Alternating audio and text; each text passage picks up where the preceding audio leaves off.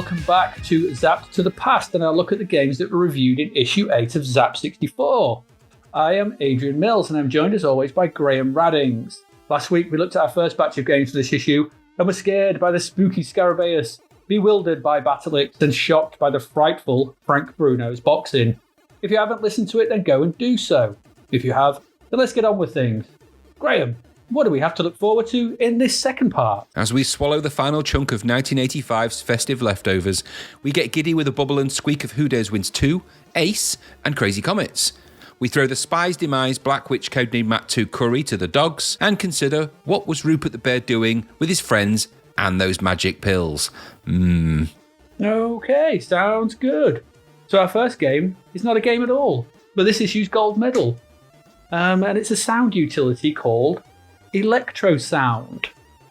Graham, you're the musician more than I am. You're the player of or the dabbler with electronic music composery things. Yes, more so than me. So we're not going to cover much about this sort of thing. It's just a weird utility, but it got the gold medal. So let's have a chat about it. How did you find Electro Sound? Electro Sound was a quite pioneering thing. The C64 has got a really powerful sound chip. We know this. We've spoken about it with and the games are now, as we've discussed, are now starting to really flex it. So Monty on the Run, and as we'll see in this episode, there's games with other great soundtracks. So it was a really cheap synthesizer, a powerful cheap synthesizer inside the Commodore 64. It's got all sorts of controls over its filtering, controls over the waveforms it can use. It's actually quite a powerful mini synthesizer in a chip. So to be able to have a piece of software that enables you to exploit that and start to create sequences and music from that is really interesting. It surprised me it took as long as it did on the Commodore 64 to get something like Electro Sound, because prior to that there was something called the Commodore Music Maker, which is something I had. It was a little clip-on keyboard that sat over your Commodore 64 bread box. You clip this thing on and you could sort of, I'd hesitate to use the term play the piano, but you could sort of, make sounds. Natively, the Commodore 64 wasn't easy to make sounds from through BASIC, and just from switching it on, it's not like it was something that you could just make sound with and get going with. You needed a tool. So Electro Sound comes along. It is complicated, and so it takes time for you to, like any tool like this, like any music tool, early music tool, it takes time to be able to get used to all the different keystrokes and key commands, and to be able to control the various sounds that you're going to generate through the different waveforms, and to be able to control the way that works, and then sequence those into sort of music and tracks and do all of that. But here you are, there's a tool that allows you to do that. Now remember, we're talking about 1985 here. Electronic music is really at its, no, I wouldn't say infancy, because that's kind of mid to late 70s, but in terms of home computers, it's in its infancy. So to get this that gives you the power and access to be able to control all those things and make that kind of music is powerful. Now, I managed to get this to make some interesting sounds. I didn't spend enough time with it to be able to get to sort of make elaborate pieces of music, but I did check a few clips on YouTube to see what kind of things people created with it, and there were some interesting bits of music, and you could create some great sounds and do all that stuff. I know that Jazz Rignall raved about it in Zap, and rightly so, because the Commodore 64 needed something for people to be able to get into and experience the synthesizer that was built into their computer, and this allowed it. And so this is the beginnings of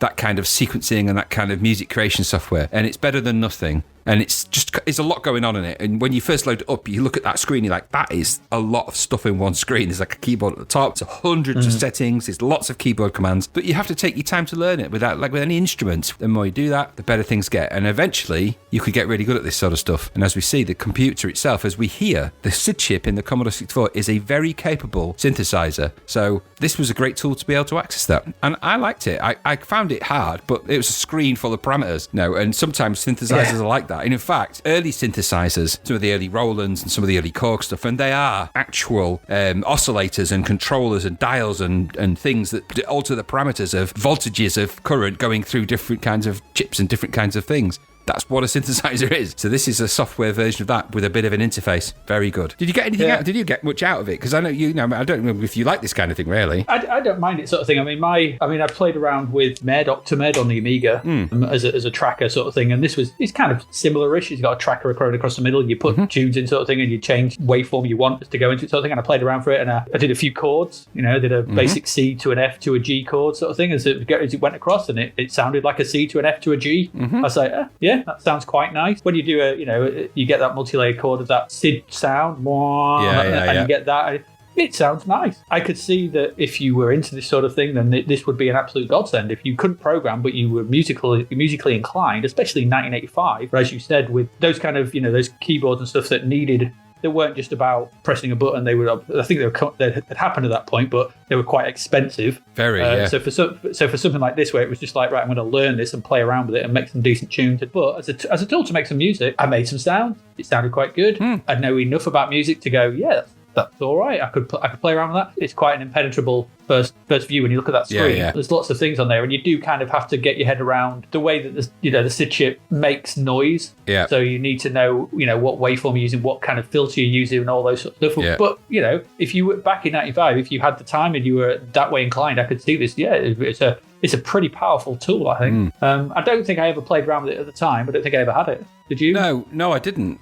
Which is annoying, really, because I think I would have really enjoyed it had I had it. I think you would have as well. So, I mean, later nowadays, you would use SID Wizard, which is I think a demo group made SID Wizard, which is a SID tracker, which does exactly what that does, but in a kind of that trackery, Octomedi tracker, pro tracker kind of way. And there's even one for the iPad, which you can make SID tracks with, which is really cool as well. So there's modern day tools for doing all of that, but back in 1985, they were few and far between. And as you rightly point out, to buy the hardware equivalent of a synthesizer that had the features of the SID would have been expensive. If you're within the space of a couple of hours able to get 3 good sounding SID chords out of that, that's more than you would have done without it. And that's a good start. Absolutely. That's a good start for anybody. And that just shows you that the learning curve might have been a little steeper than your average game. But how much more fun would you have doing this and making sounds in this than playing any of the previous games that we played that have been awful? Yeah, way better investment of your money. And always a good argument to all you ever do in that computer is play bloody games, and you can say, actually, I'm composing a synthetic piece of music, Father,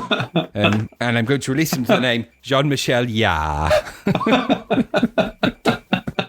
Oh, Jean-Michel Jarre. Was that Redfuss? Yes, Redfuss, yes, on Yorkshire TV when he introduced Jean-Michel Jarre. It's the same guy that called him Darth Vader when he introduced Star Wars, so...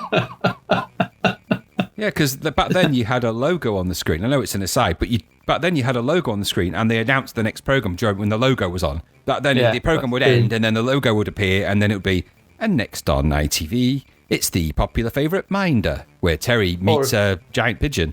That probably not that show. I missed that episode. Damn it. Well, they meet the giant pigeon just after he walks out the woman with no clothes on's house, which was in every episode. Mind the pigeon. What are you doing? Here, Terry, come back. Oh dear. Right, so let's move on. That's Electro Sound. Good stuff. Yeah, good stuff. Let's get into the games then.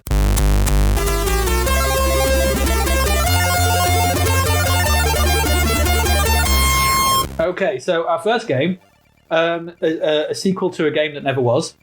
Or a game that was, and there's an interesting story behind this, which we'll probably get into. But first of all, this was a sizzler. This is a 90% sizzler. This is Who Dares Wins 2. Like I said, so yes, this was a sequel to Who Dares Wins. We'll get into that in a little bit, sort of thing. So this one's one of yours, Graham. So what did you play it? Well, I mean, obviously you did play it, sort of thing. So how did you find Who Dares Wins 2? Do you know, I love Who Dares Wins as a game. I do. I loved it back then. If it came down to, let's just be no beat about the bush. This is just it's a Commando clone. So, and it is what it is. It doesn't pretend to be anything else. It was a Commando clone. It's called Who Dares Wins 2 because Who Dares Wins 1 was stopped from being released, or at least it was controversially not released. I don't know what you might be able to correct me. I don't know what the actual legalities were, but to cut a long story short, it wasn't released because it was too similar to Commando. And upon playing it, which you can do by, you can download these things these days in this modern world, it was very similar to Commando to the point where it was borderline Commando. So Who Dares Wins 2 comes along, and they've changed a lot of the graphics in it. So before there were trees, now there are sheds, and before before there were walls, now there are fences, and before there was the big M, now we have the exactly. They've got the golden arch. Golden arch. Yeah, we've got the golden arch. Golden arches. Golden arch. Yeah, they've got the Big Mick and the Big Mac, haven't they? In that film? Our buns have no seeds. Anyway, you got me. I sidetracked badly. So coming to Who Dares Wins 2. So Who Dares Wins 2. So it's essentially it's a longer version of Commando. So let's not forget some of the things that Who Dares Wins 2 does better than Commando. So number one, yes, it's longer. Commando is quite a short game because I think it's only 3 levels, or maybe I'm pretty sure it's 3 levels. Just to right, the arcade version of Commando is 8 levels, I believe. Yes. The Commodore 64 conversion. Well, yeah, only had 3. So this has got 8 levels in it, which is great. It's the same format as Commando, so you are a single sprite player. You're going from bottom of the screen upwards. The screen scrolls as you do so, shooting at the enemies, throwing grenades, because you can throw grenades. You do this by holding down the fire button for a little extended period, and he lobs a grenade out, or you can shoot. Lots of players seem to be, I'm pretty sure there's probably more than 8 sprites on the screen at certain times. I didn't count, but either way, it feels like there's a lot of people running at you, shooting at you, firing at you. There's even guys that are getting it's part of a firing squad, which you can sort of get bonus points for killing there. If you kill the right guy, you kill the wrong guy, you don't get any points for that. But so you basically scroll away up the levels, and then you get to a stage where there's enemies will pile out of a building or pile out of something, and you shoot all of those, and then a commando guy comes out that's super quick and super agile. You beat that guy, you finish that level, you're then on to the next level, and you get more difficulty. So the terrain becomes more swampy, there's more water, which you can't go through. You have to try and navigate your way across. This becomes difficult to do because you're getting shot at from different angles, and believe you me, the bullets in this game find their way to you, even though they only seem to be shot at sort of fairly straightforward angles. For some reason, you end up running into them no matter what you try. Yep. So it's Commando with all the best bits of Commando. Graphics are perfectly acceptable, great little sprites. It wouldn't be out of place in an arcade. They're not got quite the tight resolution on them, but they're still very playable. And it's got a nice opening theme. It's a lot to like with Who Dares Wins 2. It's a really competent, well-made, polished game. There's a little scrolling bug, I think, on it. When it scrolls upwards, it's a tiny glitch. I don't quite know why some games suffer from that and some don't, but either way, I think you could just write it off. I really, really liked Who Dares Wins 2. I remember playing it way back then and really liking it. I was straight back into it as well, straight into the zone. Of course, it's you. I think it's Second World War, isn't it? So it's you kind of against, whichever enemy you might be fighting. AN enemy. It doesn't matter what they are, but it's kind of a mixture of shoot 'em up and is it just? Would you class this as just a shoot 'em up, or is this kind of shoot 'em up with something extra in it? I don't know. Anyway, I enjoyed it. What's not to like about it? Did you feel the same? Yeah, absolutely. I've always liked this. You're right. It is a Commando variant. I mean, doing a little bit of research into this sort of thing. So if I'm going to go on about this, I'm just going to kind of echo what you said. Everything you've said, I agree with. Okay. I really enjoy it. I will say sort of thing that Frank Bruno take note on how to do controls on a joystick. Yes. This you can shoot and fire grenades quite accurately with one button. Yes. Amazing what you can do with a little bit of thought. Yeah. Amazing. So Frank Bruno, please take note. It's nice to look at. It plays fast. You are right. Those bullets, although they move slowly, they find you. Because they're coming at an angle sort of thing. The enemy placements are really clever, and especially the ones that are placed as in behind rocks and stuff. And the way that they fire angular just to cover each other, they'll get you and you're like, oh, damn you. It's hard. I mean, yes, there's 8 levels, so this is quite the challenge. Interestingly, I sort of went looking around because obviously I wanted to look into what was the original Who Dares Wins, and we had a look at the original Who Dares Wins as well, didn't we? We did, yeah. I don't know if you looked at that. I did. And that is Commando.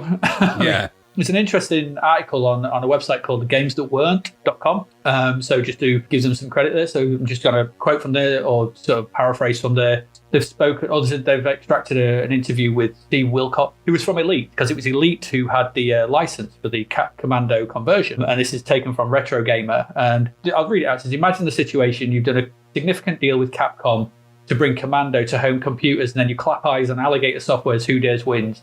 It looks the same as Commando. It plays the same. Even the layout of the levels are similar. And best of all, this uncanny clone was on sale before Commando. So they got an injunction offered by a court gave an injunction and they granted it. But Who Dares Wins did actually get released. There was a small window of opportunity where you could actually buy Who Dares Wins before all the copies got taken off sale. And there's an interesting bit here where they got awarded an Anton Pillar order, whatever that is. And so they had to contact the local sheriff, which was a completely bizarre thing to be doing in the 1980s, and tell him that we've been granted one of these archaic orders, which required him to assemble a posse. And over the course of one weekend, the local sheriff and a group of his merry men armed with this Anton Pillar order went over to Alligator's offices in Sheffield and literally sealed them off. The Alligator guys turned up for work on Monday morning and found their entire warehouse full of this Who Dares Wins game had been sequestered.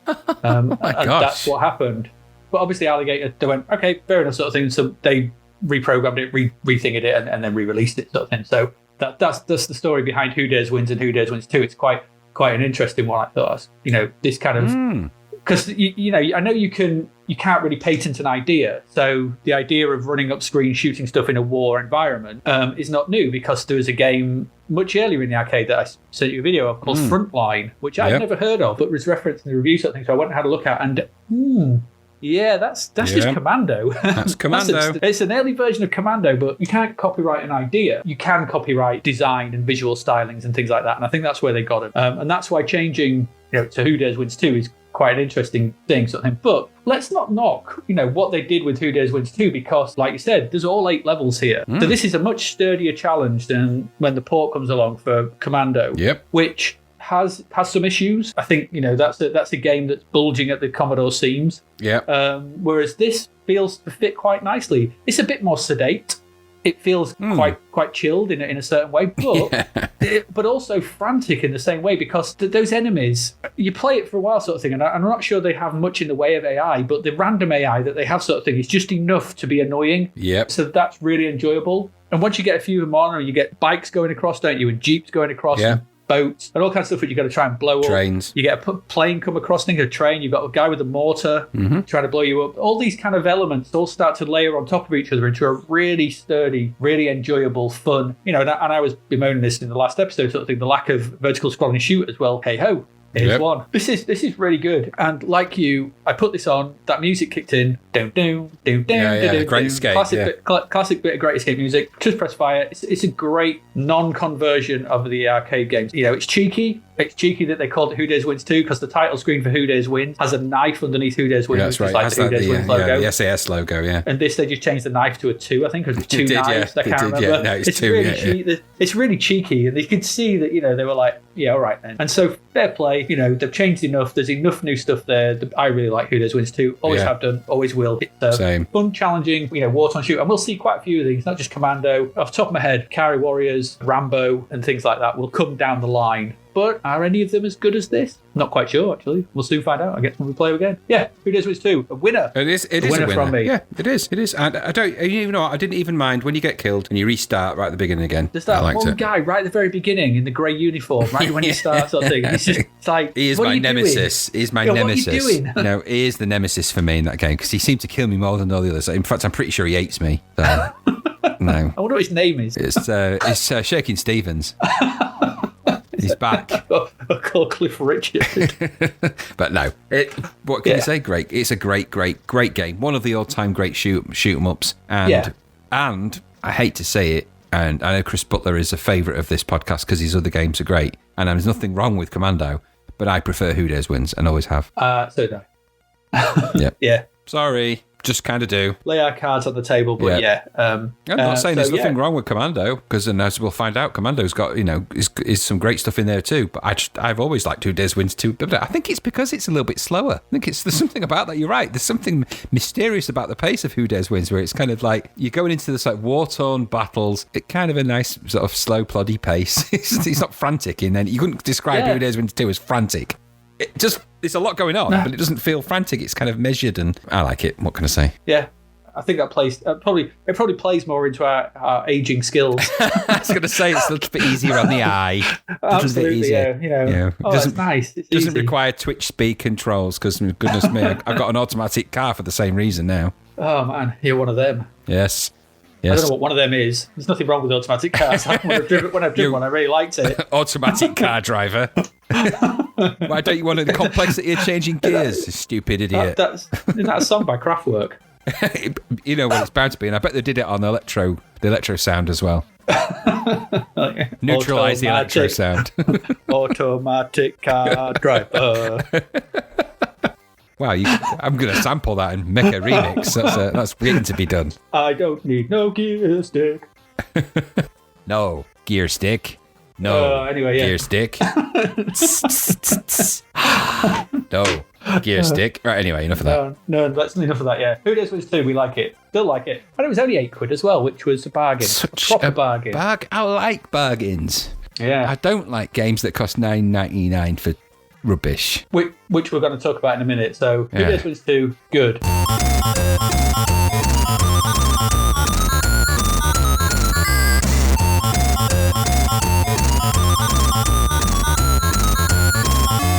This game, actually games, because there's two of them here, but they were wrapped up in one. So this is, remember we talked about this? We talked about the advert, Electric Dreams, Spy's Demise and The Spy Strikes Back. And we told you last episode that we didn't like these games. Oh, Jesus Christ.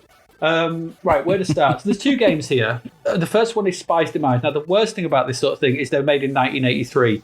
We've made it quite clear our view on this nonsense of releasing two-year-old game sort of thing. Again, even in a two-pack sort of thing, 995 2 games. Just no, we can buy Kickstart for £2. No, I don't think even Tupac would like this game. He'd jump out of his grave and he'd tell you to your face. He would. He probably would. He would not be happy. Tupac's demise. So yeah, I think we need to kind of have some kind of like official rating here, sort of thing. We call it the Kickstart factor. Yeah. And if I can buy Kickstart for £2, then we're in this. Who Dares Wins 2? Yeah, £8. It's 4 times as good as Kickstart. I get that. This is not 5 times as good as Kickstart. This is about 1,000 times worse. And the rest. Yeah. So Spy's Demise, okay. So the first game in this pairing, Spy's Demise, is... I don't even know how to describe this sort of thing. You're basically it's a single screen, but it's not a platformer. No. But it looks like a platformer. You're at the bottom of the screen. Yeah, and there's these... You bottom left of the screen, you've got to get to the right-hand side of the screen, and there's these... What look like... I thought they were...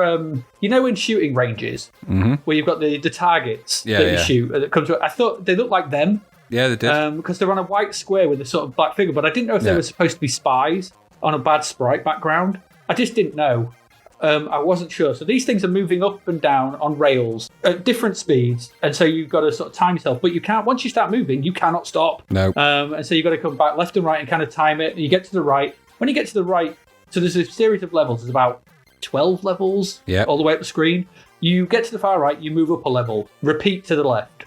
Move up a level. Repeat to the right. I sound like I'm singing some country western song. Or some kind of dance to the song. Left. Up to the right. To the right. It's that repeat to the right. Black Lace is just yes, sued you for copyright infringement.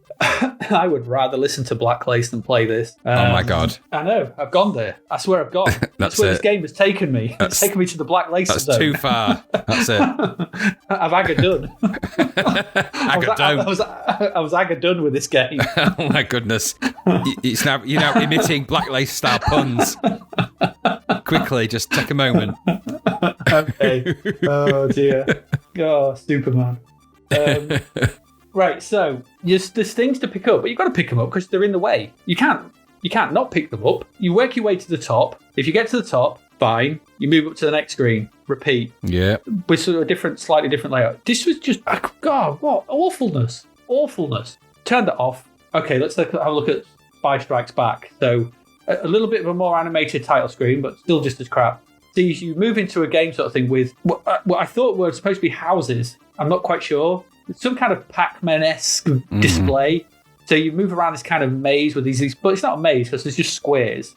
And you can move into these. So I thought they were like houses, and some of them had objects in. You can go in and pick them up. 2D, they're hollow, and it's crap. There's what looks like a helicopter, I think, patrolling. Yeah, something like that. I didn't know what I was doing. I couldn't figure it out. I didn't know. It was awful. This would have been bad in 1983. Yep. To release this as 2 games in one, 2 years later at the back end of 1985, and then couch it in the terms that they did in that advert, like, you won't believe the value you're getting for £10. This is amazing. Honestly shocks me. It honestly shocks me that they thought they were... This is, Electric Dreams. These are games from the dreamland. Like, Christ on a bike. Awfulness. Awful on every level. Visually, sonically, gameplay, value, everything bad. Yeah. There you go. What you said, times 10. No. Yeah. So I'm not going to say much about them because they were, as you accurately point out, just rubbish. Just plain rubbish. So, the first one, rubbish. Badly created, badly drawn, bad graphics, annoying music, rubbish. The follow-on, when I saw the hint of Monty Python in it with the how not to be seen thing in it on the title screen thing, and I thought, you know what, Monty Python in these crappy games has never fared well for me.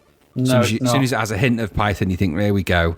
It kind of places the age of the game maker and where the game sits in the sort of gaming lexicon. It was just more of the same garbage, just inconceivable one-screen nonsense, ducking in and out of, I think, houses. I don't know what they were. I didn't play it for long enough to find out. I couldn't get over the fact that I was playing something so monstrous, and on the back of having played things like Who Dares Wins 2 and seeing the games that are coming out with the effort and the graphics that go into this was just a slap across the face for anyone that bought it at the time, without a doubt. And I think should never have been released. Just don't release games like this. 1983, maybe. But don't wait 2 years with this in your back pocket and then pounce on the unsuspecting British public. Just don't release it. Don't try and do that kind of annoying cash grab. We've seen it with loads of these. Just stop doing it. Full price for this is an absolute insult to the people that charge less for their greater games. So, your Who Dares Wins for £8, even your Kickstart for, that you say the Kickstart factor, for £2, you're going to get a lot more out of Kickstarter than you are going to get out of these two pieces of rubbish for the kind of money they're offering. It's a rip-off and remains one. And these games should be erased from time and space. This is a rock your time machine, isn't it? It is. Well, you know what? The fact that we're talking about it means that I haven't done it yet, I suppose. No, you haven't. Damn you. But, no, just rubbish. Yeah, and these, again, just stop releasing this. What did it get, 10% in Zap or something like that? It's just, nothing tells you that this, even at the time, that the pioneering magazine that reviews all these things tells you your game is worth 10%. And that was pushing it. Don't do anything else after that. Rethink your life, change your vocation, but for God's sake, don't make any more of these crappy games, because it also had hints, didn't it, of everyone likes spy games kind of thing, and as we know, they don't fare well. Not with us, they don't. I think we've had one. The Fourth Protocol has been the only one we've really kind of dug. The rest of them, even the James Bond ones, I still have nightmares about them. So this is going to add to that list now. So Electric Dreams, no, they ain't. Yeah. My final note on this to put was, remember the quote from the Crapvert was an amazing new concept in software presentation. Just a joke. Just a lie. But no wonder they didn't use any screen grabs. Dog egg. Yeah, dog egg's right. Absolute dog egg. So let's move on. Enough said about that. We've spent more time on Spy's Demise and Spy Strikes Back than anybody else has in the history of time. Well, once I've erased them, that'll be erased. It won't be there. That's good. Let's move on. Let's move on indeed. To our last game in this section before we hit the films and TV, and we've got another Rupert game. There's two titles coming along here, sort of thing. Zap seem to call this Rupert and the Ice Castle Palace, one of the two. But on the title screen, it's Rupert and the Ice Castle. Yeah, I got Ice Castle. But in the actual magazine, they've got it Ice Palace. Castle. Palace, Castle. I know. So I think one man's palace is another queen's castle. I don't know. Yeah, something like that. Or is that the other way around? Anyway, Rupert and the Ice Palace, Castle, whatever it is, sort of thing. So this is another Rupert game. We looked at Rupert and the Toy Maker Party the other month. Yeah, another Rupert game. What did you make of this Rupert game? Do you know what? Okay, firstly, insert review from previous Rupert games. Sort of.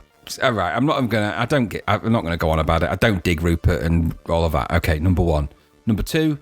So the format of this game, it's kind of a game similar to the other one, kind of a platformy wander around. This time you've got to unfreeze your fellow Ruperty friends. So you've got, I think it's Bingo, Edward Trunk, Algie and Bill Badger. I think that's some of them. They've been frozen by Jack Frost, and you've got to go, Jack Frost's sister, I don't know. Anyway, they've been frozen. You've got to go into the castle, unfreeze them. Rupert has a number of magic pills. Which he uses to revive his friends because they need to get back to their hometown of Nutwood. Sorry, I just, for some reason, every time I saw the sign that said Nutwood, it gave me a slight weird chuckle. I thought Nutwood city limits. Yeah, exactly. So you go in there, there's hazards in there, snowballs, icicles, things that fall on you, things that hurl at you. You got to jump around. Jumping around in this game is problematic because of the stupid way it jumps. And there's things to avoid, and then you unfreeze your friends, and everyone goes back to Nutbush city limits for a big Rupert-based party with all of his magic pills. So I imagine they're up till about 6 in the morning, go around to someone else's house to chill out. There's one guy in the corner, won't stop talking. We don't know why. It's probably Rupert. There's a whole different version of that particular game. Someone's got an acoustic guitar. So the late 90s version is very different to this version, let me tell you. There's, Rupert's tranked out of his mind on horse tranquilizer for most of that. So he's totally ketted up. Anyway, enough of that. That's a different Rupert. So that's the real toy maker's party. Exactly. That's when Rupert really got on the ice, shall we say. No, let's leave it at that. Anyway. This particular version of Rupert's the nice version. So that's all. That's the game, and it's I think it's borderline the same graphics from the first Rupert game. So nice Rupert graphics, nice Bingo and Edward Trunk. They all look all right. Graphics aren't terrible. Kind of blocky, but platformer, jumping up and down different platforms, avoiding stuff. It's actually a bit easy, this game. But then again, as we said about the first game, how sinister and difficult can you make a game featuring Rupert the Bear? So the most dangerous thing in this is a snowball, that might tell you. So just a couple of things I wanted to note. Firstly, the horrific Rupert image when it loaded up. Because I don't know about you, but I don't remember Rupert the Bear being quite so sort of what looked like he was covered in dog poop. So when it first appears, because Rupert the Bear is kind of a sort of frisky, white rabbity colour, he's all kind of, pristine. It looked like someone had done a massive shit on him. So I don't know what that was all about.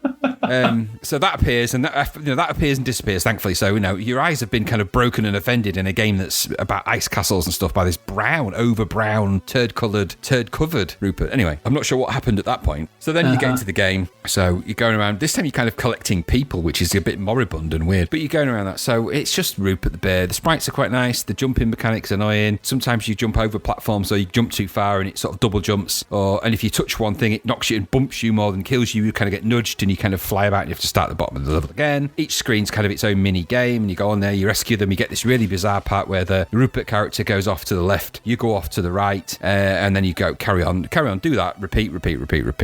That's the game. Did I like it? No, because it's boring and it's Rupert and I don't like it. And for me, it just held no interest. Graphically, it looked like Rupert the Bear. That's about as much positivity as I can say. So, did you like it? Not really. It looks and sounds nice. I think visually, quite nice backdrops. I mean, there's not a lot on those backdrops, is there? Because it's single screen, and so they could actually take a bit of time to do them. There's some nice shading. The characters are nice. Rupert's nice, like he was in the first game. I don't know if this is another Martin Walker game. It doesn't say. I wondered that. I don't think it is, but I wondered. A quick cursory scribble around the internet. I couldn't find any sort of thingy about it. I mean, it probably is, but I'm not that fussed. So, the first game was obviously Martin Walker. They obviously used the same sprite and animation. It looked the same. Backdrops are nice sort of thing, but it's so simplistic.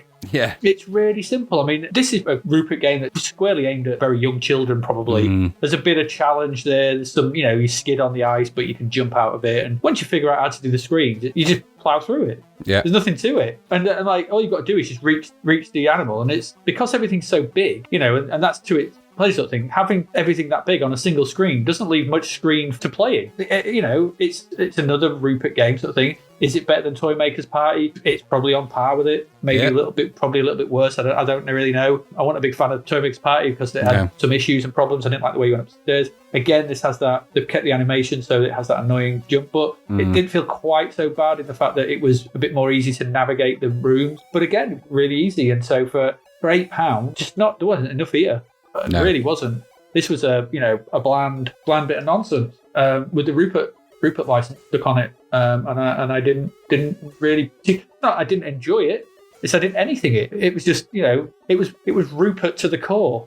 Yeah. Because Rupert to me is one of the blandest characters from that kind of era of mascot characters or whatever you want to call them in newspaper serials and comics and stuff. I put him on a par with Walter the Softy or something. Yeah. Same sort of thing. It's just dull comic characters that I just don't hold any interest for me, sort of thing, because they're not shooting lasers or blowing dinosaurs up like the ABC Warriors and Judge Dredd. That's what I want in my comics. So this is never going to appeal to me. No. I mean, great if Rupert did go off on Mad One, had a mad sort of ice party, that'd be good. Or did go off on one and sort of thing and just rack up a big space laser and shoot everything. Yeah, could be some fun there. Shaved his head like Travis Bickle in Taxi Driver and just went on a kill crazy rampage. That's a bald bear. and that's not something I ever want to see. Bald Rupert just shaves his entire body apart from a strip on his head.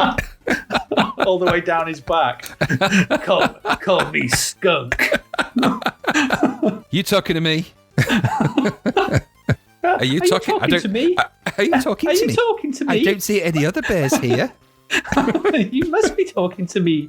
Oh, jolly old good. You're talking to me. You can't insert Rupert the Bear into any kind of horrific film, really. And as soon as you do the voice, it just elides all savage meaning. So Travis Bickle I'd like to see it though. That shootout sequence would be epic, wouldn't it? If Rupert was going up the stairs and shot that guy in the throat and then gets shot in the neck and he's like stood there. Just wow, what an image. And it's way more interesting than this game. That's what I mean. I think you can tell how bored we were with this game. In fact, we've gone off on this rant. We did the same thing with the previous one, though. We just put our own narrative to it. Like, imagine if Rupert was in Rolling Thunder in the last one this time. Imagine if he was Travis Bickle in Taxi Driver. I think we just want a violent Rupert. So hopefully the third game in the Rupert franchise will be his dark reinvention. So Game of Rupert, yeah. I'd watch that. Yeah, so would I. So it'd be Rupert and the Red Throne or Red Red Castle. Imagine that if Rupert was the whatever it's called, was the mountain, was the Red Keep. Rupert. Yeah, that episode of where the mountain fights the Viper. It could be the mountain fighting Rupert, and he pops his little head.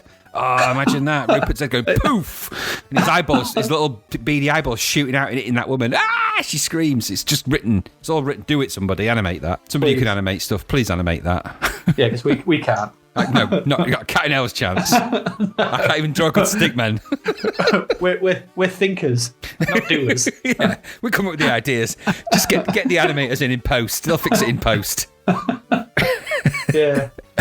Oh dear. Right, let's move on. Moving on. That's Rupert and the gory adventures of Rupert in his tripped out ice party castle, whatever.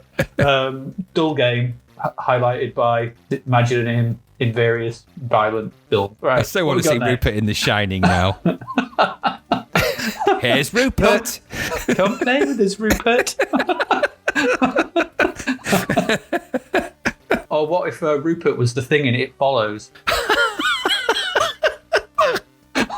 Now that, please, somebody, please, out there. Rupert follows. Rupert follows. Just everywhere you go, you look in the distance, you can just see him walking towards you. Just Rupert walking. The idea that you've got some kind of sexually transmitted infection that is cured by Rupert the Bear killing you is random and weird and way better than the Ice Palace. So do that. Halloween, the night he came home, it just happens to be Rupert coming home. He could wear a Rupert mask, couldn't he, Michael Myers? He could have been Rupert in the trousers. You have to wear the checkered Nightmare in the Toy Maker's Party. It's Rupert with his finger blades. The finger knives, yeah. God, that'd be horrific. Loads of stuff. There is. There's mileage Rupert in the there. The killer in that one, of course, it was Rupert's mum, whoever that is. I don't know. Who made Rupert? I don't want to know. I don't want to think about that as well. Do you know what I've gone to in my head now? Troutman made him. Yeah, like Rambo. Yeah, Rupert in Rambo. God didn't make Rupert. I did. He did things that make a Billy go puke. Rupert, First Blood 2. Enough Rupert crap. Enough for Rupert. Crazy let's Rupert. Move on. Right, let's move on. So we're coming back in a moment with films and TV from December 1985.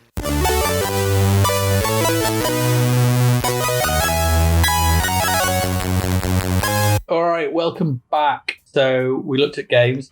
Now let's look at film and TV in December 1985.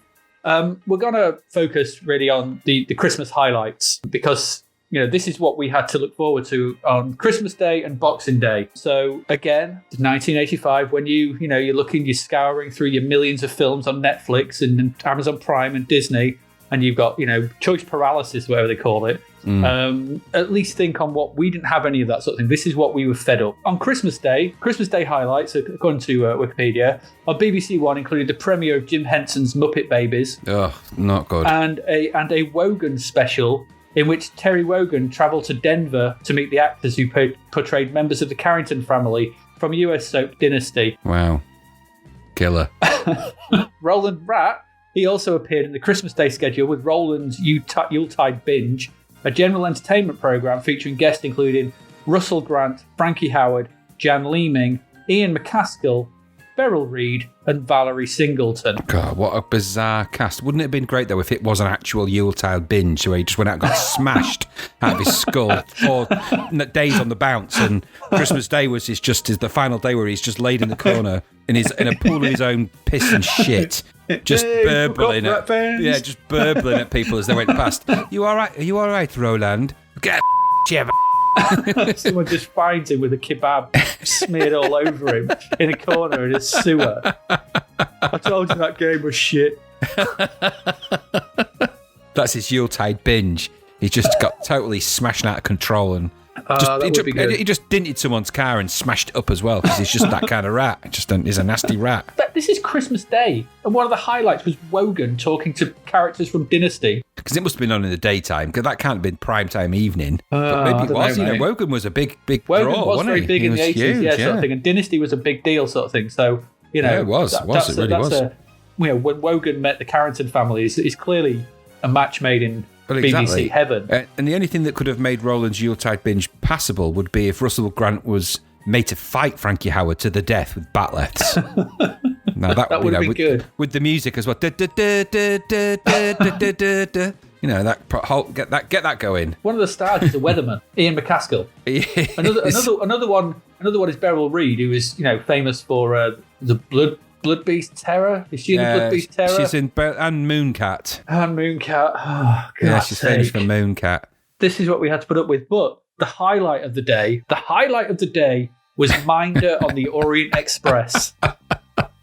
A feature-length episode, if an hour wasn't enough for you, of the television series Minder, and it received its UK television debut as the highlight of ITV's Christmas Day schedule. Did we ever decide what he was called? Is it Terry Strong? It is Terry Strong. I don't care. I'm going back. I'm using the time machine to go back and rewrite the script to call him Terry Strong. I'm betting at some point in that Maiden on the Orient Express, Terry comes out of a carriage on the Orient, and there's a naked woman in the compartment behind you going, "Hey, Terry!" Just be putting his t-shirt back on, going, "What the bloody hell's going on out here now? What's going on, Terry? What's Arthur up to?" Meanwhile, Arthur's probably in the bar cart selling something dodgy to someone, and Terry has to get involved. How much mileage is there on it? Assuming that if there's a murder, that would take Minder. He wouldn't be doing his job, would he? Because he's not minding. So it can't be a murder on. So it's Minder on the Orient Express. So it is just Arthur Daly and Terry just encountering something awkward on a train. This is what they did, wasn't it, back then? They do it now. So obviously we get our Christmas TV specials of EastEnders and what was the other one? Royal Family and Gavin and Stacey. Yeah. So they do these big things, sort of thing. But bloody hell, Minder on the Orient Express is stretching up. They're supposed to be these sort of East End likely lads. Bit of wheeling and dealing in the East End of London sort of thing. What the hell are they doing on the Orient Express? When would Arthur Daly and Terry Strong ever be on the Orient Express? The only good thing that could come from that was if Arthur Daly actually did strangle someone to death on there, and then Terry spent the entire time trying to cover it up. So all the way through, you knew that Arthur Daly was less of a Cockney kind of wide boy sort of con man, and he was actually a cold-blooded murderer, and Terry was his accomplice. It's a whole different light on Minder. Yeah, that would do it. I'd watch that. It wouldn't exactly what you'd call happy Christmas fodder, though. To be fair, I'd have to watch it because there's naff all else on. And you have 3 channels, 4 channels, whatever. Channel 4 is probably showing some Christmas in Germany or something, or Christmas in Russia, whatever. Yeah, Christmas in Russia. It's like, and now on Channel 4, 6 hours of a Christmas tree twinkling. Da, da, da, da. Arty crap. So that was Christmas. That's Christmas Day. Eat, be merry, get up for Boxing Day sort of thing. I would go round to Graham's house and one by one smell every one of his rooms out with the efficacy of my Christmas Day, yes. Of Christmas Day sort of thing. The return of Christmas dinner.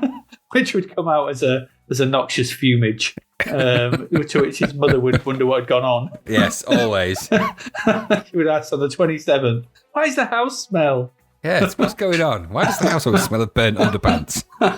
And I'd be walking off with a twinkle in my eye. Anyway, on the 26th of December, Boxing Day highlights on BBC One include a Tenko reunion. Chirpy. Nothing says Christmas like the reunion of some Japanese prisoner of wars. Yeah, does it? It's a feature-length episode of Tenko that reunites the cast of the story set 5 years after the original series. Wow. Oh, did we do well to, let's all reminisce on those happy times in the internment That's what I mean. camp. So this is just like, that's like post-traumatic stress syndrome, the program, isn't it? Because they will be traumatized. There was awful experience in that TV show. So wow. And then Boxing Day highlights included on ITV included the British television premiere with the 1982 political thriller Who Dares Wins. Classic. A nice tie-in with the Who Dares Wins games we've spoken about. It's a good film, that. It's not. No, it's not actually. No, I think what I'm mad about. No, it isn't. It's got one good scene in it, and that's the scene where they go in and there's that great shot where they're running down the corridor. There's the low camera shot of them with the guns, and there's one on either side of Lewis Collins. It's a great shot. The rest of the film is boring garbage. He was always watchable, wasn't he? Old Bodie. He's all right. I think he was an actor. He desperately wanted to be bigger than what he was because I hear he's quite short.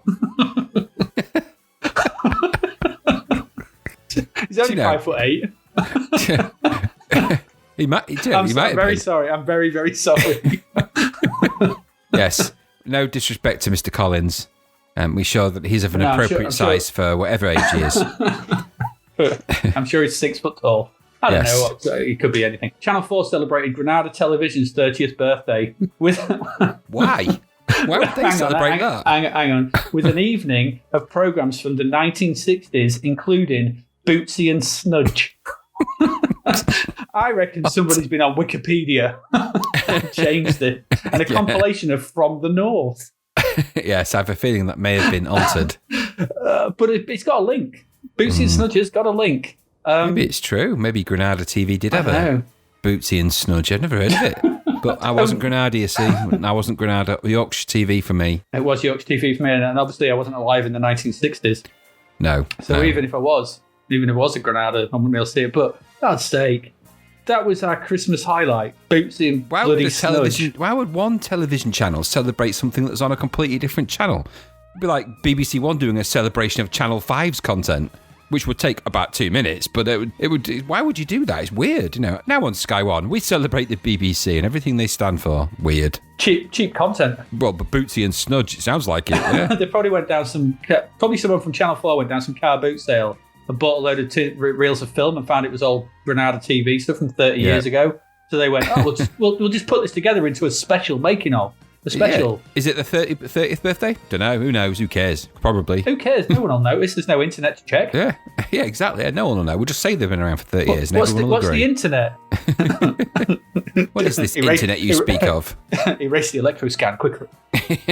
He knows too much. Call Bootsy.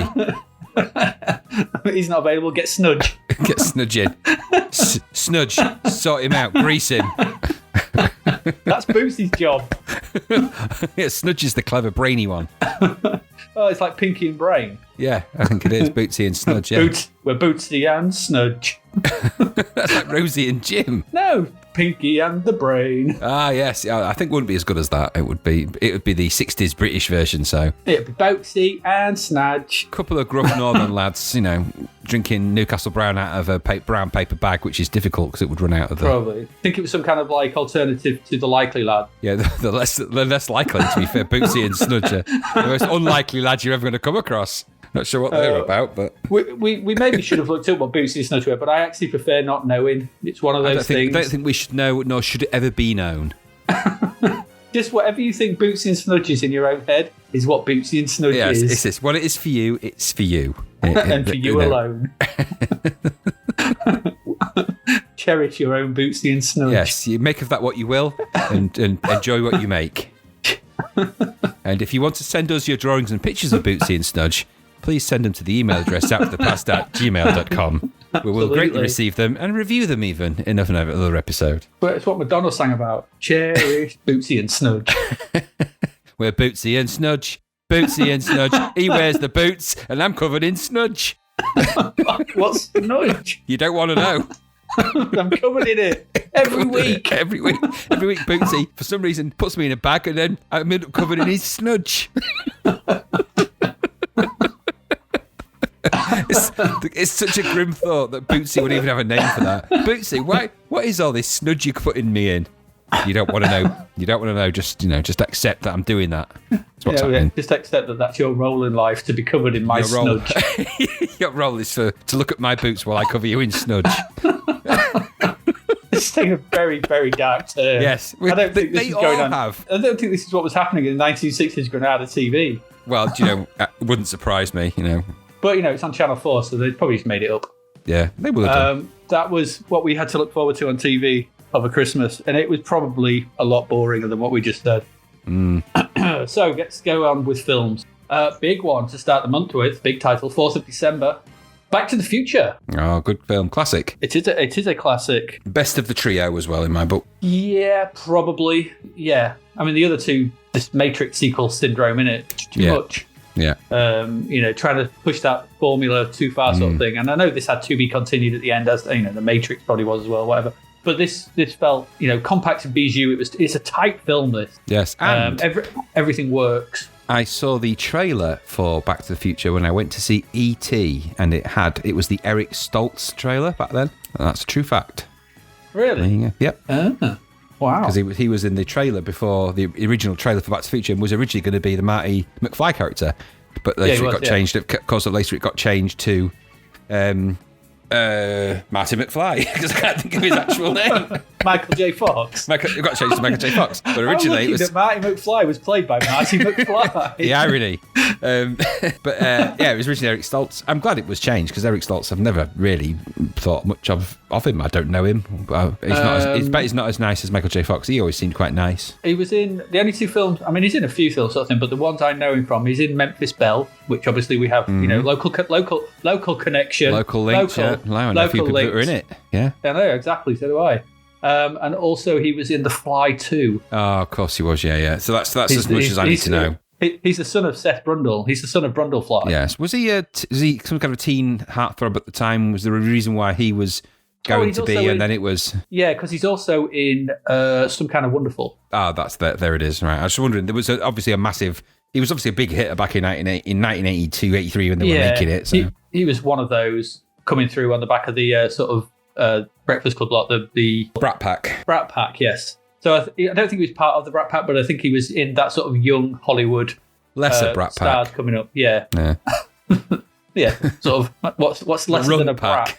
The Runt Pack, the Rat Pack. It explains why he wasn't in it, because he was one of the Runt Pack. Yeah. No, but Back to the Future is a classic, great though, and it is even now. I'll watch that and sit and enjoy it. It's a good laugh. Yeah, it is. It's a great film. Perfect cast. Perfect cast. Yeah, and stood the test of time. 6th of December, Turtle Diary. Not one I'd heard of. Not one I'd heard of as well, so I did look it up. I mentioned this to you earlier, sort of thing. This is a film starring Glenda Jackson, Ben Kingsley, and Michael Gambon about writer's block, zoos, and breaking turtles free from captivity. Sounds really enthralling, and something that I know I would not have wanted to have seen. Can you imagine going to the cinema and having a choice? Back to the Future? Turtle Diary. Oh, which one shall I see? How many relationships ended when you were going on that key date with your new girlfriend, and she went, I really want to see Turtle Diary, and you're looking at the screen at Back to the Future going, you're going on your own, and from here on in, you're single. You're going on your own. You're always going on your own. Yeah, you're going on your own. You want to watch people save turtles, do it in your own time on your own dollar. I'm off. I'm out of here. Yeah. End of line for you. End of line. She wouldn't get that reference, and that's also another reason to get rid of her. Absolutely, yeah. This person does not deserve your time. You don't get me. You don't get my crazy in jokes. You don't get anything about me. I'm off to see Back to the Future. I'm crying to my popcorn at a moment on my own. I'm on my own again. Again. It's because they don't understand Tron references. Yeah, and they don't understand that saving turtles is an important part of an ecosystem. Much more than going back in time. Yeah. to avoid the Libyans. And also, later in adult life, you learn the payoff. You go and see the crap movies, you get the jiggy. What, the dancing? Yes, that's exactly what I meant, yes. Absolutely. This is a PG podcast. That's why I said jiggy, for goodness sake. Goodness me. I meant playing games with jigsaws, possibly Jenga, all the jiggy Jenga games. Listening to some Will Smith. getting jiggy with it, yeah, exactly. Yeah, absolutely. Watching Jigsaw on TV. No, movie. that's Rubbish. terrifying. Awful. Also, the programme with Nosy Bonk. Oh, no, Nosy Bonk, no. No, 13th of December, a week after Turtle Diary, you could have sealed the deal by taking them to see Legend, the Ridley Scott's Legend with Mia Sara and Tom Cruise. And correct. Yes. Tim Curry, if I remember rightly. Yes. Interesting film. That's one word you could use for Legend. One word. I think mixed up. is a film where it is just mixed up with the wrong soundtrack. Because the original soundtrack for it was, now I can't remember, was it released with the Tangerine Dream soundtrack, or was it released with the Jerry Goldsmith soundtrack? And then who cares? It's films with unicorns and devils and horses and Tom Cruise. All of it was filmed in a studio, so there was no external shots in it whatsoever. It's all filmed in a soundstage, all of it. So that makes it quite interesting. And it's Ridley Scott. That's quite interesting. And it's got Tim Curry playing a devil-y character. I don't think he's called the devil in it though. He's called something else like Knight or Devilish. I don't know, but it's all right. It's all about unicorns, isn't it? And there's the thing that they filmed the unicorn bit in this, didn't they? And then that was inserted into Blade Runner. Yeah, painfully inserted into Blade Runner. Yeah. And then people said that, it wasn't. It was filmed before to prove he was a replicant. Yeah, because that's exactly how you prove that in a film that's as complex as Blade Runner, to answer the debate of whether he was a android replicant or not. Well, not android, are they? But whether there is a replicant or not. Just insert a sequence of him dreaming about a unicorn, and that means Yeah, but it ties in with the origami bit at the end, doesn't it? When he makes the unicorn. Well, that's the link that everyone makes, but isn't that just convenient? Would have been. I just think there's easier ways to make out that he's an Nexus 6. If he just came up on a screen that said, "Oh, he's a Nexus 6," it would have been easier to cope with. You don't need to go to that mystery. But the whole point is that he didn't know he was. But actually, it turns out he wasn't. Or is he? I don't bloody know.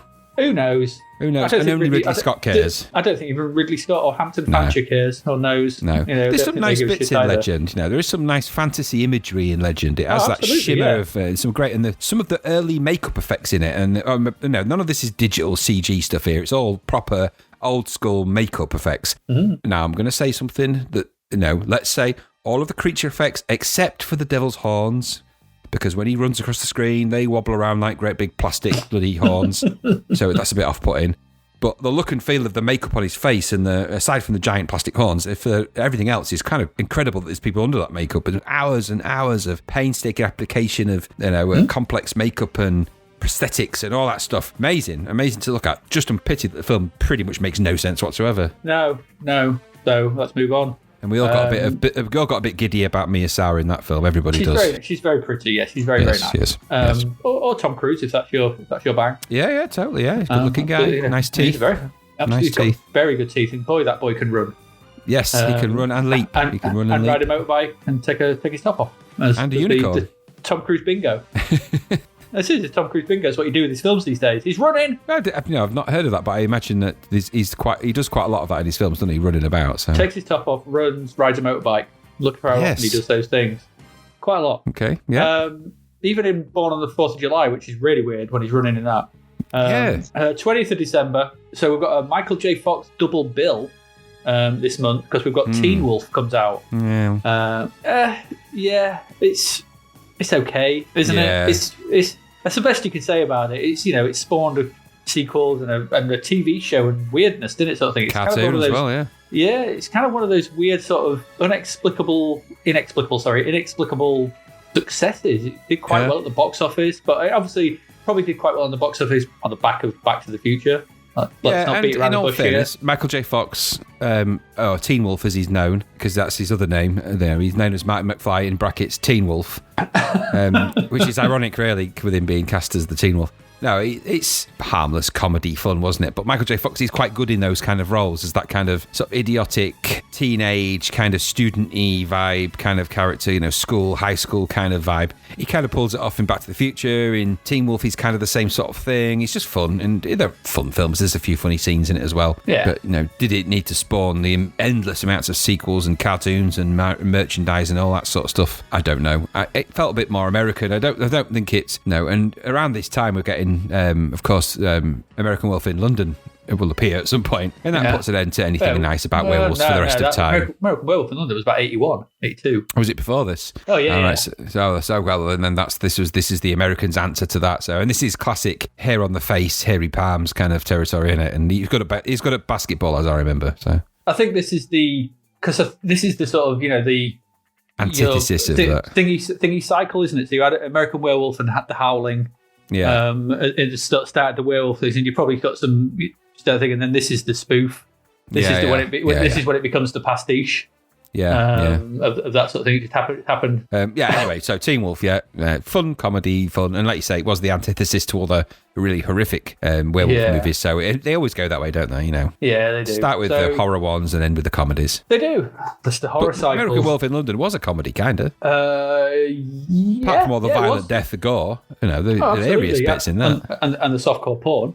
Yeah. Apart from that, that scene is crazy. Jenny Agutter, goodness me. I watched that recently. I'm not about that bit. I'm about the bit in the cinema. Oh God, yeah. See you next Wednesday. Yeah, absolutely, yeah. You're in the wrong house. I told you, never do this again. Who the hell are you? Oh, sorry, I'm in the wrong house. Classic. I know. To this day. All right, let's move on. That's your films and TV. So we had Back to the Future, Turtle Diary Legend, Teen Wolf, Bootsy and Snudge, Muppet Babies, Wogan heading off to Dynasty, Roland getting drunk in a thingy and calling names at people while covered in kebab. Yes, covered in snudge. Terry Strong covering up Arthur Daly's rampage on the Minder on the Orient Express, and cheeriness with the Tenko lot. Yeah. There you go. I think that sums it up. So we'll be back in a brief moment because that's the films and TV. We'll be back with the last lot of games from December 1985. So please stay with us.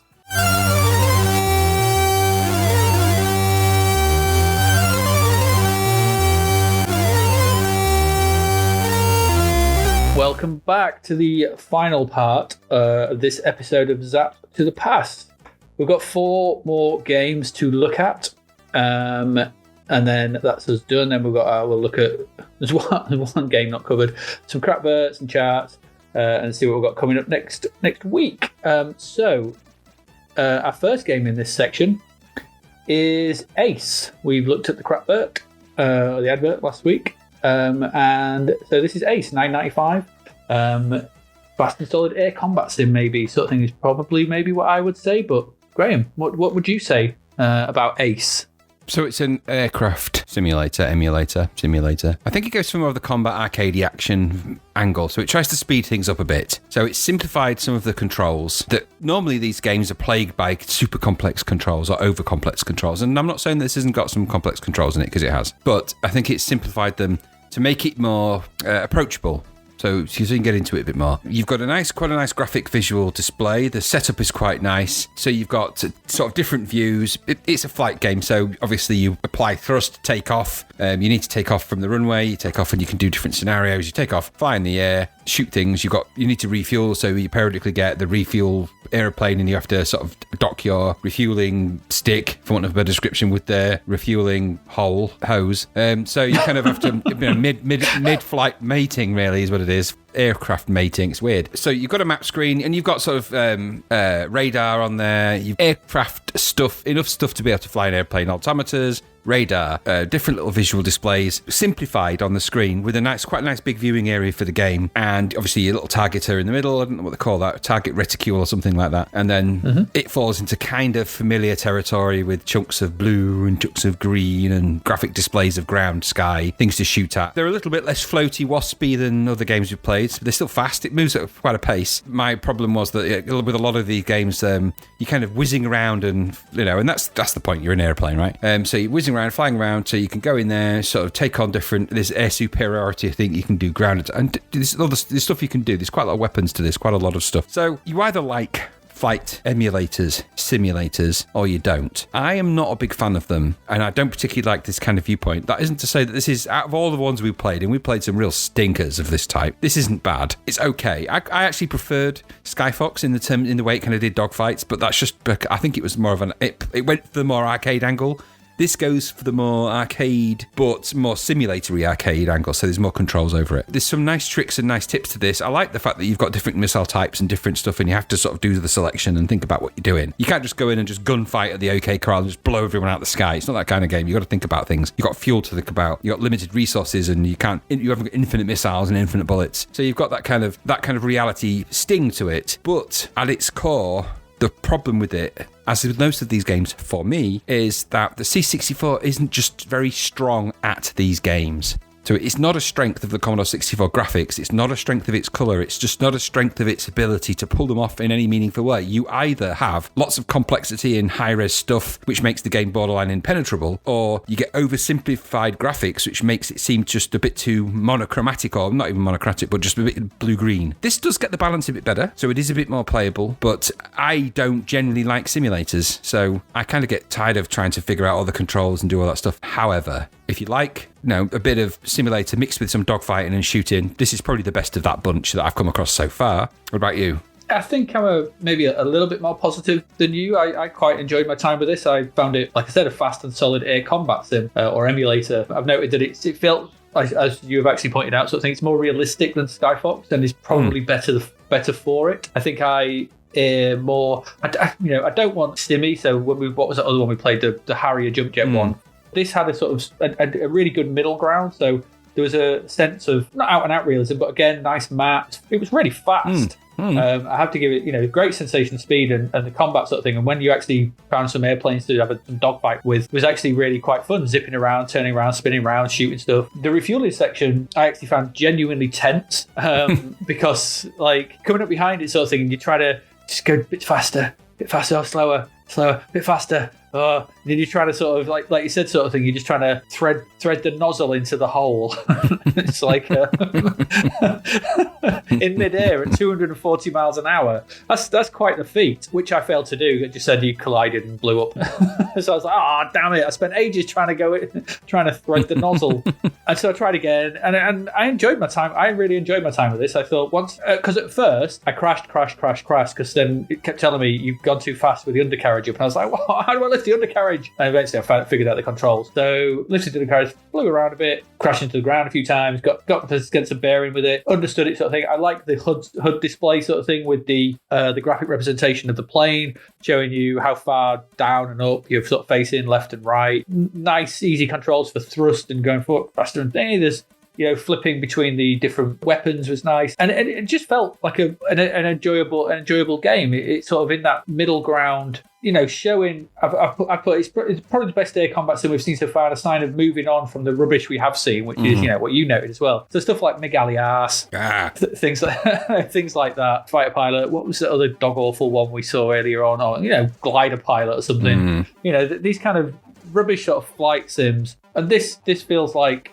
Yes, you're probably right in that the C64 is stretching it a bit to sort of try and represent flying, because you've only got a couple of greens and a couple of blues and what have you. So there's only so much you can do, and you are forced with that, and there's only so much you can do with what the C64 can throw around something. But this, to me, the controls felt sensitive and responsive, which a lot of them don't do. But this actually felt, you could turn, you could speed up, it was good. I enjoyed my time with this. I can see why they liked it. I think I'm a bit more favourable on it than you. I get that if you're not a fan of this sort of stuff, this is not going to convert you to it because it's more of one of them. It's a good one of them. I could see why you would. Between this and Skyfox, I think you got a good couple of games in it. I don't think it really matters which one you err on the side of. I think they're both pretty decent, and so they do offer a kind of experience that's starting to show that actually. There is some fun to be had in doing this sort of thing on the C64. It's not perfect, but if you squint enough, you can put yourself there. And as long as you take that step, I think this is actually I enjoyed it. So I was quite positive on this. I thought it was all right. It's not terrible. We've played far worse than this. It's just you either like these games or you don't. And I find them a bit flittery and fluttery and frustrating that the airplane that you're trying to target seems to jud around the screen all over the place. And this one's better at it, don't get me wrong. And they do look a bit more like airplanes, and they are on the screen for a bit longer. So you do get to sort of experience that idea that you're chasing something, whereas, of course, in Skyfox, blink and you'd miss what you were looking at. So this does have, tonally, it's better. And I said, the UI on the game, the simplified UI is actually quite good. And that works better because the other ones featured just complex attempts at a dashboard of an aeroplane with lots of meaningless controls. What you need to know are the things that's on that display. How high are you in the air? How much fuel have you got? How fast are you going? Those are the key things you need to really know, and a radar to show where you're aiming at. And it sort of borrows a little bit of the kind of layout from maybe the Elites and things like that in terms of its kind of radar. And if you're going to do it like that. Simplification isn't a bad thing if it makes the game more fun in this instance. So I just don't get on with these kind of games generally. That's just my my thing. I could understand that. And I think you're right, sort of thing. It's not a case of, you don't want a 747's worth of dials and things on your heads-up display sort of thing, because the resolution of the Commodore 64 is just not going to allow it. No. You're not going to be able to put it on there in any kind of sense. This is as good as we've got, sort of thing. I maybe the Rescue on Fractalis heads-up display was probably as good, maybe a little bit better, but it's on par, especially. Skyfox is as good as well. I think these three games, Fractalis, Ace, and Skyfox, show that there's kind of an understanding in the people that are making these games about how to actually convey the information that you need to the players. Yeah. And actually... keep it simple, but also as well keep that pace of the actual game as well, because that's kind of what you want. Yeah. I like this. I thought this was fun, and I was happy with my time with it, because you never know with these kind of games whether you're going to be overwhelmed with button presses and prompts and stuff, and whether it's going to be any good. Because sometimes the review can be misleading, and they like a certain thing that was technically good for its time but hasn't stood the test of time. I think in this case, this actually felt like a fast, fun title that I enjoyed my time with. It's better than the advert. At least I wasn't chased by any Tetris blocks. No, the advert did not sell this game well, which is a shame. But I noticed on the advert, at least it had screenshots of the game, and they did look like the game. So that's never a bad thing. Yeah. So there you go. Hey, I think fairly positive. A good way to start. On to our next one.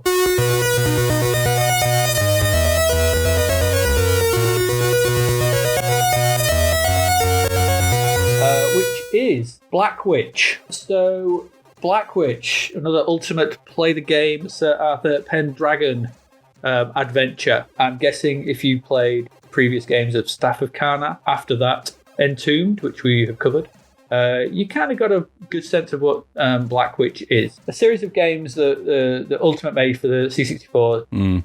With the character called Sir Arthur Pendragon, seen from a kind of forced perspective 3D effect. So this is an early example of that. This is what they did in lieu of their sort of isometric stuff that they were doing on the Spectrum. Entombed found... I don't remember much about Staff of Karna. I think it was in some kind of castle. Entombed found Arthur Pendragon at the bottom of a pyramid, trying to puzzle his way out of that. And Blackwyche finds you on a boat, a pirate ship called the Blackwyche, where you are in search of the captain's soul that has been imprisoned long ago. If you played Entombed, if you've played Staff of Karna, it's more of the same. Very much so, sort of thing, except this time you wear a cloak and not some kind of sort of shell suit like you were wearing in Entombed. So if you like Entombed, it's just more of the same. I was not as much of a fan of Entombed as you were, it's fair to say. This is just more of that. So there's more jumping, with one of the most annoying jumping sounds I've come across in games. Oh my god. There's more respawning enemies again. Yeah. And so the first thing is head left, find the first door, get menaced by some skeletons and find a sword. So it has that problem again where they've not figured out how to do jumping or fighting.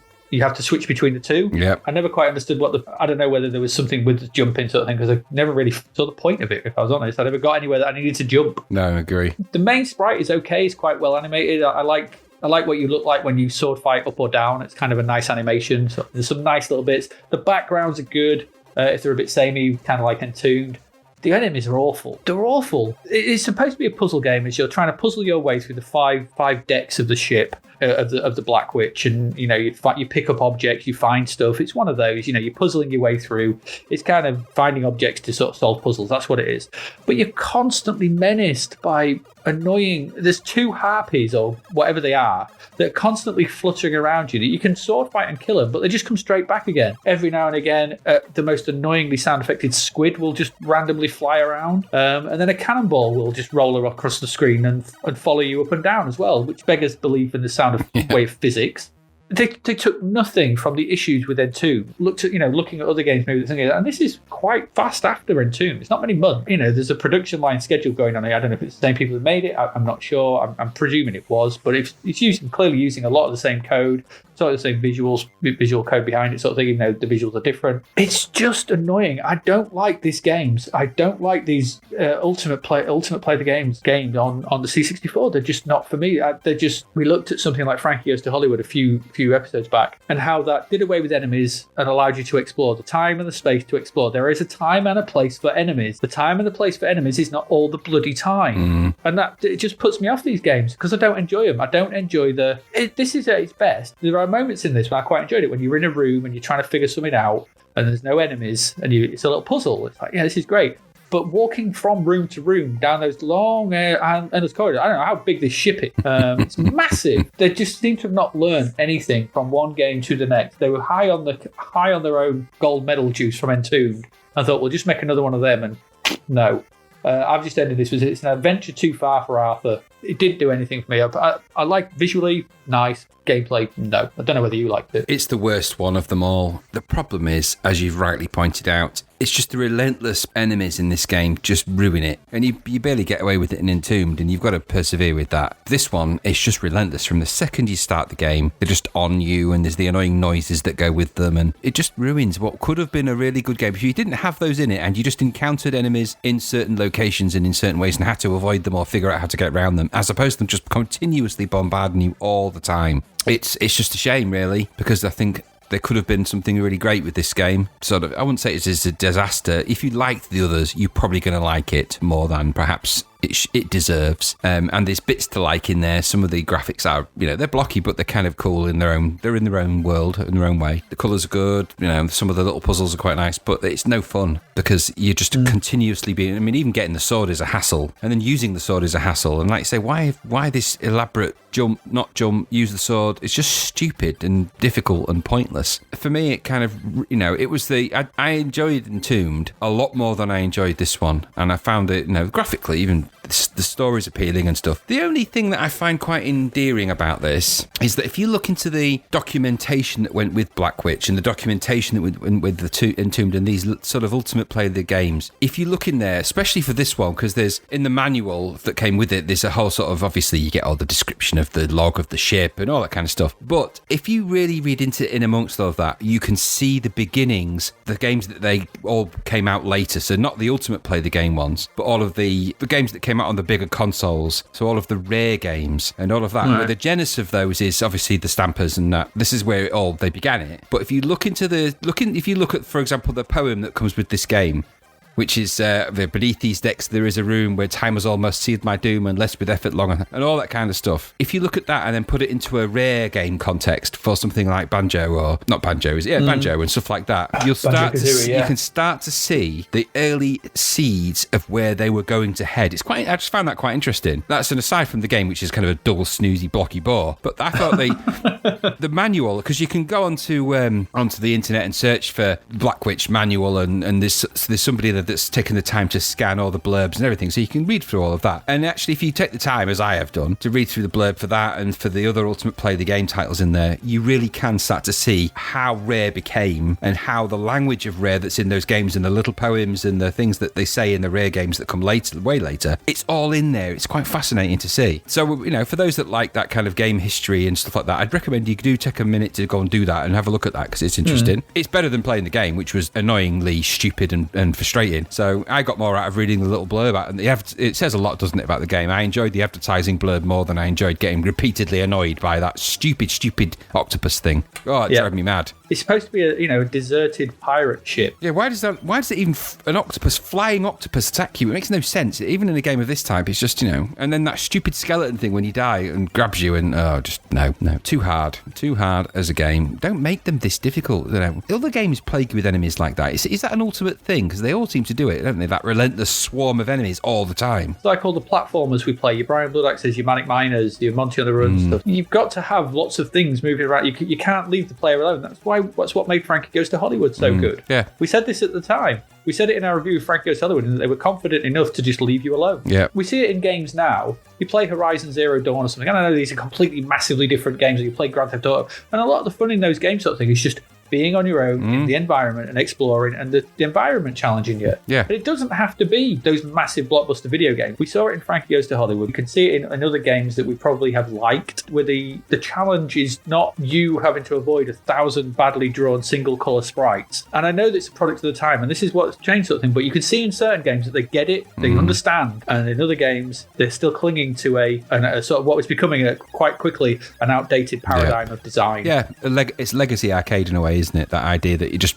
bombard them relentlessly with stuff to get them moving, to keep it feeling like a game with lots of frantic action, bombard them with enemies all the time, as opposed to just let that person explore. And it's just this artificial padding of doing stuff. It's like, leave me the hell alone to explore this. It ruined what could have been something quite interesting, I think, especially here. Yeah, anyway, I think that's enough about Blackwyche. We've laboured our point. Yes. We don't particularly like it because of those problems. Yes. Let's move on. And now we come to our second to last game, and that game is Codename Mat II. A space thing. 3D space thing. Space thing. Go on. You explain it better. Well, it's the sequel to Codename Mat for a start, which I think was released on the Commodore 64. Yeah, it wasn't. According to the review, it never came out on the 64. It's a sequel to a game that was never on the platform it's been released on. You take on the role of the Matt person, who is a Matt. Oh, I think it stands for something, but I can't remember. But anyway, you're Matt, and you're the pilot of a spaceship, and you're battling the Mayans, or the Mayans. No, it can't be the Mayans, it'd be the Mayans. In the sequel here, you've got the same sort of thematic, so it's essentially an elite type game. So it's a space shooter, that kind of perspective. It's got that kind of strategic element to it. So it's a game where you've got two different kinds of weapons. You can select them with different key commands. You can fly around. It moves at a reasonable pace, so it's quite nippy. You've got to explore and to do this stuff. Now, for me, what that meant in my world was speeding up, slowing down, speeding up, slowing down, and moving around looking at stars. Because no matter how I tried, I could not find anything to shoot at. Nothing. So I just floated around space, doing nothing. So I'm guessing in there somewhere there's stuff to do. It's meant to be kind of elite-ish, but not quite. Starion-ish, but not quite. Space strategy shooter-ish, but not quite. With weird Spectrum-like graphics as well. So sort of very high-resi, but kind of monocolor layered graphics. So it just felt like it felt to me like there's probably a lot of game in there, but I never discovered it. I figured out how I could change my lasers into some other weapon, and I could speed up with the keys 1 to 5 and go to warp mode, which periodically overheated my engines. But no matter how far I went in space, I could not find a damn thing to shoot at or talk to or do anything with. So other than that I managed to do, your new ship, the Centurion 2, which is an advance on the original ship from Codename Mat, does more stuff. So it's got more weapons, it's got more complex systems, it can even repair itself and do all that sort of stuff, which is great when you've actually got stuff to repair. I had nobody attack me, nobody did anything. I just kind of, hoid myself around space looking for Mayans and couldn't find any. So I don't know what I was doing wrong or whether I'd done something wrong. Did you find Mayans to shoot at? Because I couldn't find a single one. I'm just going to say, just before I say about my game sort of thing, I do find it, because I'm going to pretty much say the same sort of thing, there's not a lot to do here, that I find it ironic that we're going to knock this game for having nothing to do, when we just spent 10 minutes moaning at Blackwyche for constantly bombarding us and to not leave us alone. Yeah. Leave us alone. And then again, leave us alone. No. Oh, you're boring. We're saying, not leave us alone. Leave us alone and let us explore the area. This game, stuff, and there's stuff to explore. This game, it's just space. Now, the one thing, as you've rightly pointed out, space is full of space. There's a lot of stuff in there. But it's just like these two right next to each other. It's like one constantly bombards us and one leaves us nothing. It's like, find the happy medium. The happy medium. I was at one point when I was playing Codename Mat II, just praying for something to happen. Well, this is a port from the Spectrum and Amstrad. And it really shows the use of colours, the visuals. They look like Spectrum Amstrad visuals. They have that high-res, single-colour look to them. It was when you change weapons, the slow animation of one weapon going in and the other coming out. It's like, I put Baron and Dull. It moves smoothly, like you said. Yeah. It is quite smooth. It's quite fast. The plot, according to Zap, is... I said earlier on about what was the scroll of Worsley or something or whatever it was. This has got some words in it, hasn't it? This one. This has got great, and I was going to read this bit out of Zap sort of thing, because this just the Mayans are an evil bunch of aliens set on destroying the energy collection grid based around the planet Vesta, a planet rich with the famed substance Carillium, the most precious substance in the known universe. Yes. Someone's gone to sci-fi. What's Carillium? It's like unobtainium. Carillium, it's like Marillion's evil twin band. No, are you Marillion? No, we're Carillium. We sound a lot like them. We released a song called Melee. Yeah, our lead singer's called Dolphin. Or fish, but with a PH. Michael Fish. We call him alkali fish. Yeah, COD. His pH is 8.7. That's bizarre. Needlessly scientific. There is some very crazy ways in it. They're in there. What's the name of the war they're involved in? It's I want to say teriyaki, but I can't remember. It's something stupid. I don't know. And I seem to remember there was orbiting the planet. I can't remember. Well, Carillium is mega form of baby biocorn who one small pinch and the desert becomes a thriving jungle. So it's like Star Trek. Star Trek Wrath of Khan, Genesis. The Genesis project, device, the Genesis device. Vesta's energy grid also happens to be Earth's most important power source. So they've watched Star Trek The Wrath of Khan for this then, have they? It's all just nonsense. The first time I played this out, I whizzed around, and at some point I did something wrong because I blew up. I think something overheated. I don't know what went on. You probably used your warp. That's what I did. I did use my warp, yes. I thought you were supposed to use your warp because going nowhere at non-warp speed was ridiculous. Then the second time, I did actually find something. I found some spaceships that killed me in about 2 seconds.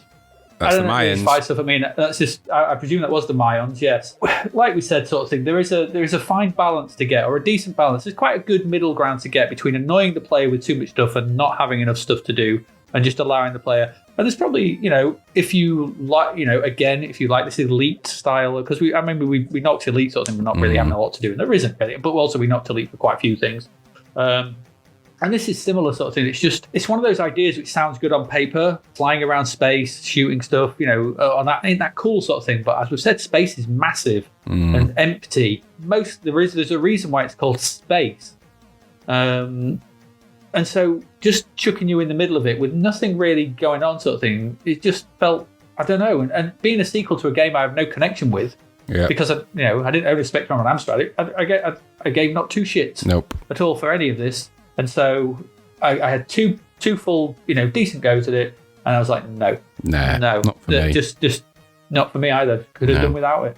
No, and I didn't like the idea of having a green spaceship with yellow laser turrets for some reason. Spectrum that's heritage. what I mean. I'm just like, no. If I'm buying the spaceship here, all right, it's my spaceship, and I want it in the colours I want it in, and that's battleship grey or dark colours, cool colours, green and yellow.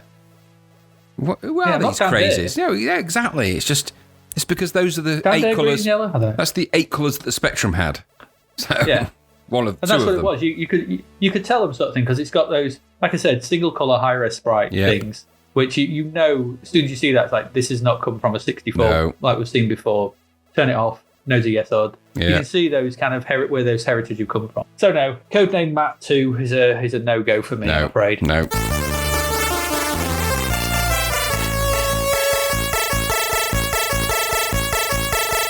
And on to our last game. So our last game for December issue and for this episode is Crazy Comet. Now I knew this was by Simon Nicol, and I thought he'd done more, so I had to look up from something, but he didn't do very much, No, he did Crazy Comets, Mega Apocalypse, didn't he, as well? He did Mega Apocalypse sequel. He did Tornado Low Level. If you remember that. I remember that, yeah. He did that sort of thing. And then he didn't do anything because this was like 85, Mega Apocalypse 87. And then according to Lemon 64, I don't know, you find out about these people. His next game was Back to the Future 3 in 91. Oh, random. I know, it's a strange game, strange series. So this is a single screen shoot 'em up. Fast paced. It is based on the arcade game Mad Planets, in which a series, the universe has gone mental. It's gone crazy. Something's happened to the fabric of the universe, which is making planets go supernova and want to bounce around and explode for some strange reason.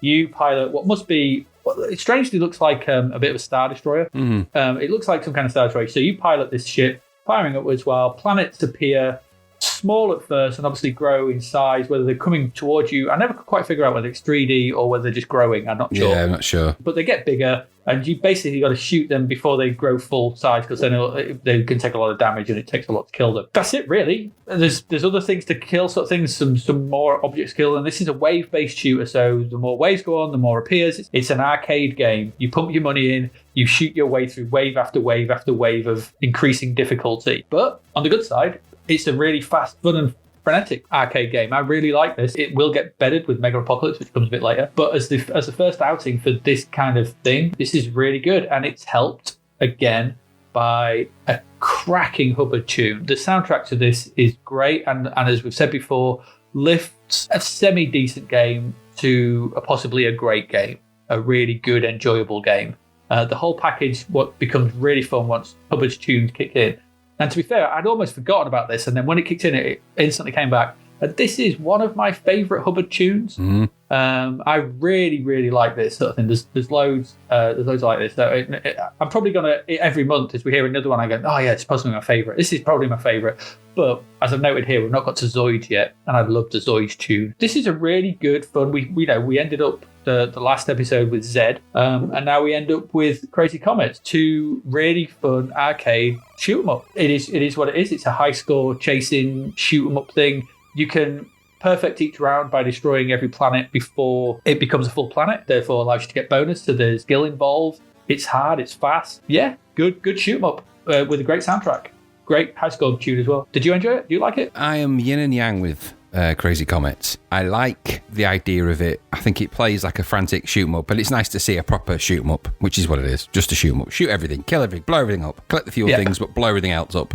Shoot as much as possible. There's a little limitation because, of course, Mad Planets, the arcade, the ship could rotate round, so you could sort of move it round and shoot, I guess, the 360. You're not the rotate on the spot, but you could move the ship round the screen and change the angle of the shooting. This doesn't do that, so you're just shooting from the bottom upwards. It's a small thing, but it doesn't really affect the game that much, I don't think. Graphically, it's great. I love the visuals. The visuals in this are nice. The star effect and the spinning and the movement. There's lots of kinetic stuff going on in the game, so it feels quite frantic and shooty, considering there isn't actually loads to shoot at, not generally. It feels like there's more going on than there actually is. But of course, it's helped by a classic Rob Hubbard piece of music, which is up there with one of his one of his all-time greats. It's just fantastic. So an above average shoot 'em up by any stretch of the imagination, because some of the little details when things explode are it's got an arcade feel, there's no doubt about it. But the music just sets it head and shoulders above anything else of that type. And it makes you want to play it more, just so you can hear more of it. And high school music as well, brilliant. So yet another Rob Hubbard piece of music that comes in and makes an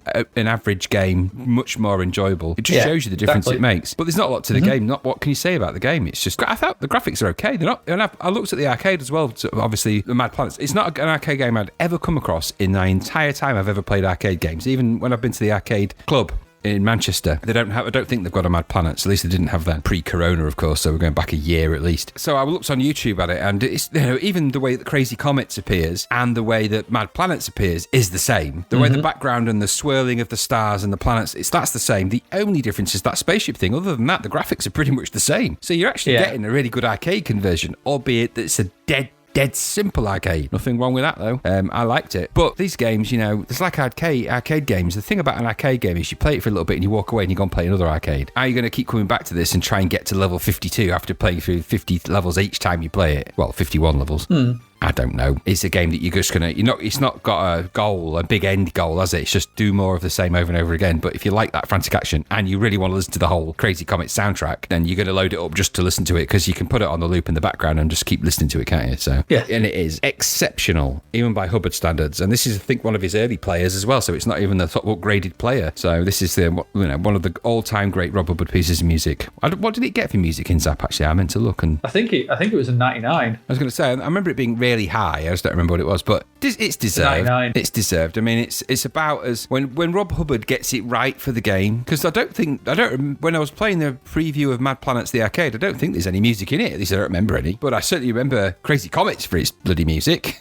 So. Yeah, exactly. That's what we said. It's lifted by that thingy sort of thing. But what's good about this sort of thing is we've bookended this episode, strangely enough, and completely by accident, with two non-arcade conversions.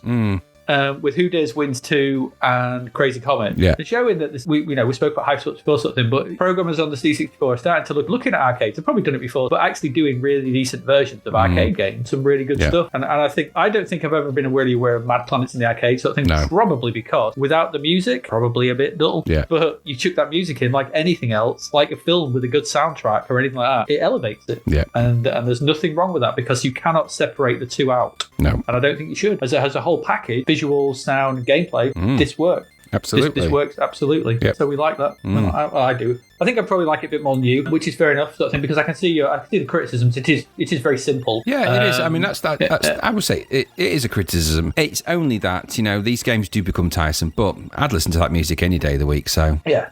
And like I said, the sequel's better. That'd be interesting when we get to that. Yeah, I'm looking forward to seeing Mega Apocalypse. I do like that. I do remember liking it.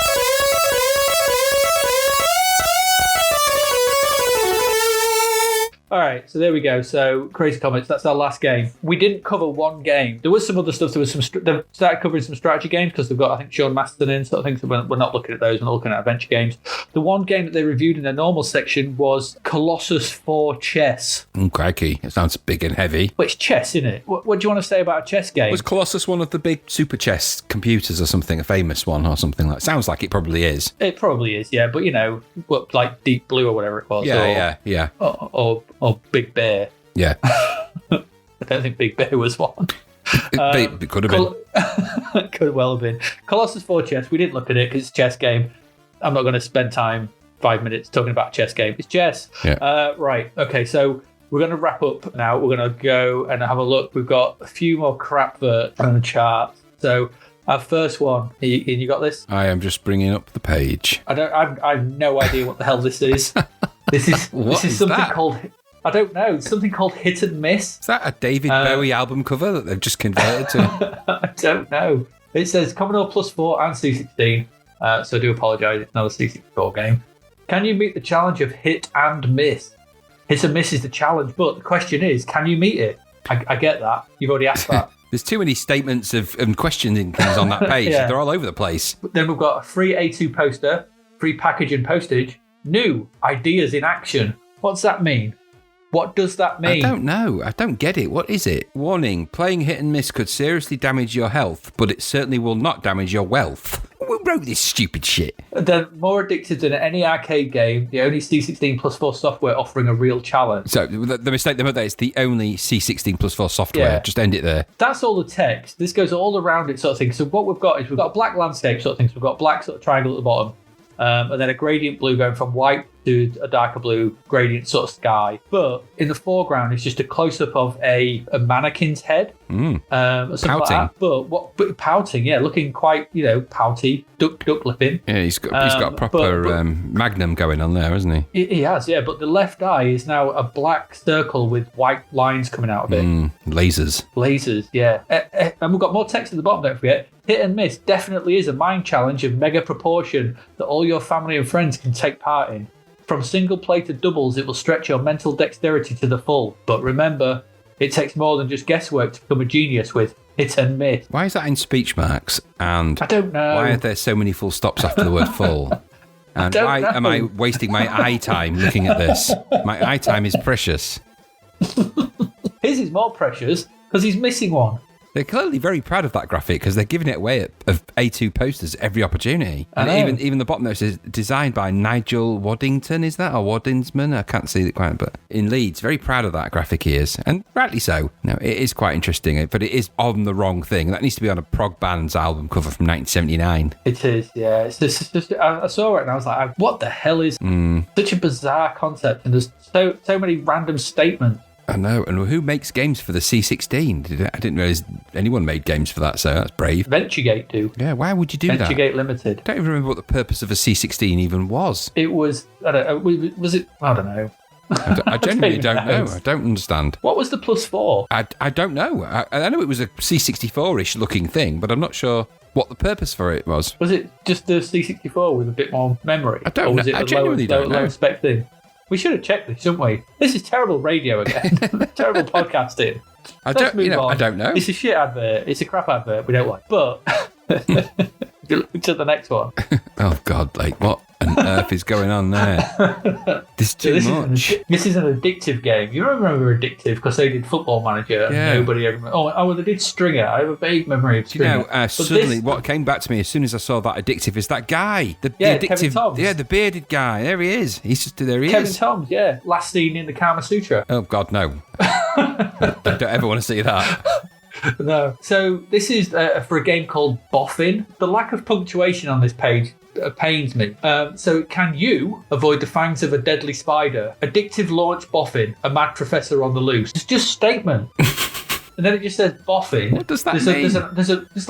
It's like I've drawn an owl on the left there, and then is that a real spider? It looks like one, yeah. Because it's too shiny. It looks like a proper spider. Why is everything on it look drawn? Why isn't there an actual screen grab of a real game and graphics? Everything on there looks drawn. That's no way that's from the game. Well, no, I don't think that's from the game at all. It just that's what I mean. It looks like I've crayoned in a rubbish owl. Well, as long as you beware the giant puffer, which is what it says in the blurb. Beware the giant puffer blimps in your way and give the massive tarantulas a wide berth. What does that mean? Land on the giant hydraulic rams, and they will slam you into deadly neutron magnets embedded in the cave roof. Manta bats are useful allies, and the trampolines will help you gain height, but remember to use your umbrella to break a deadly fall. The complexity of the controls they're describing there are hurting my brain. Yeah. So am I meant to use the hydraulic rams or the trampolines? And why have they embedded neutron magnets in the cave? And why have I got an umbrella? And why am I looking at this advert? And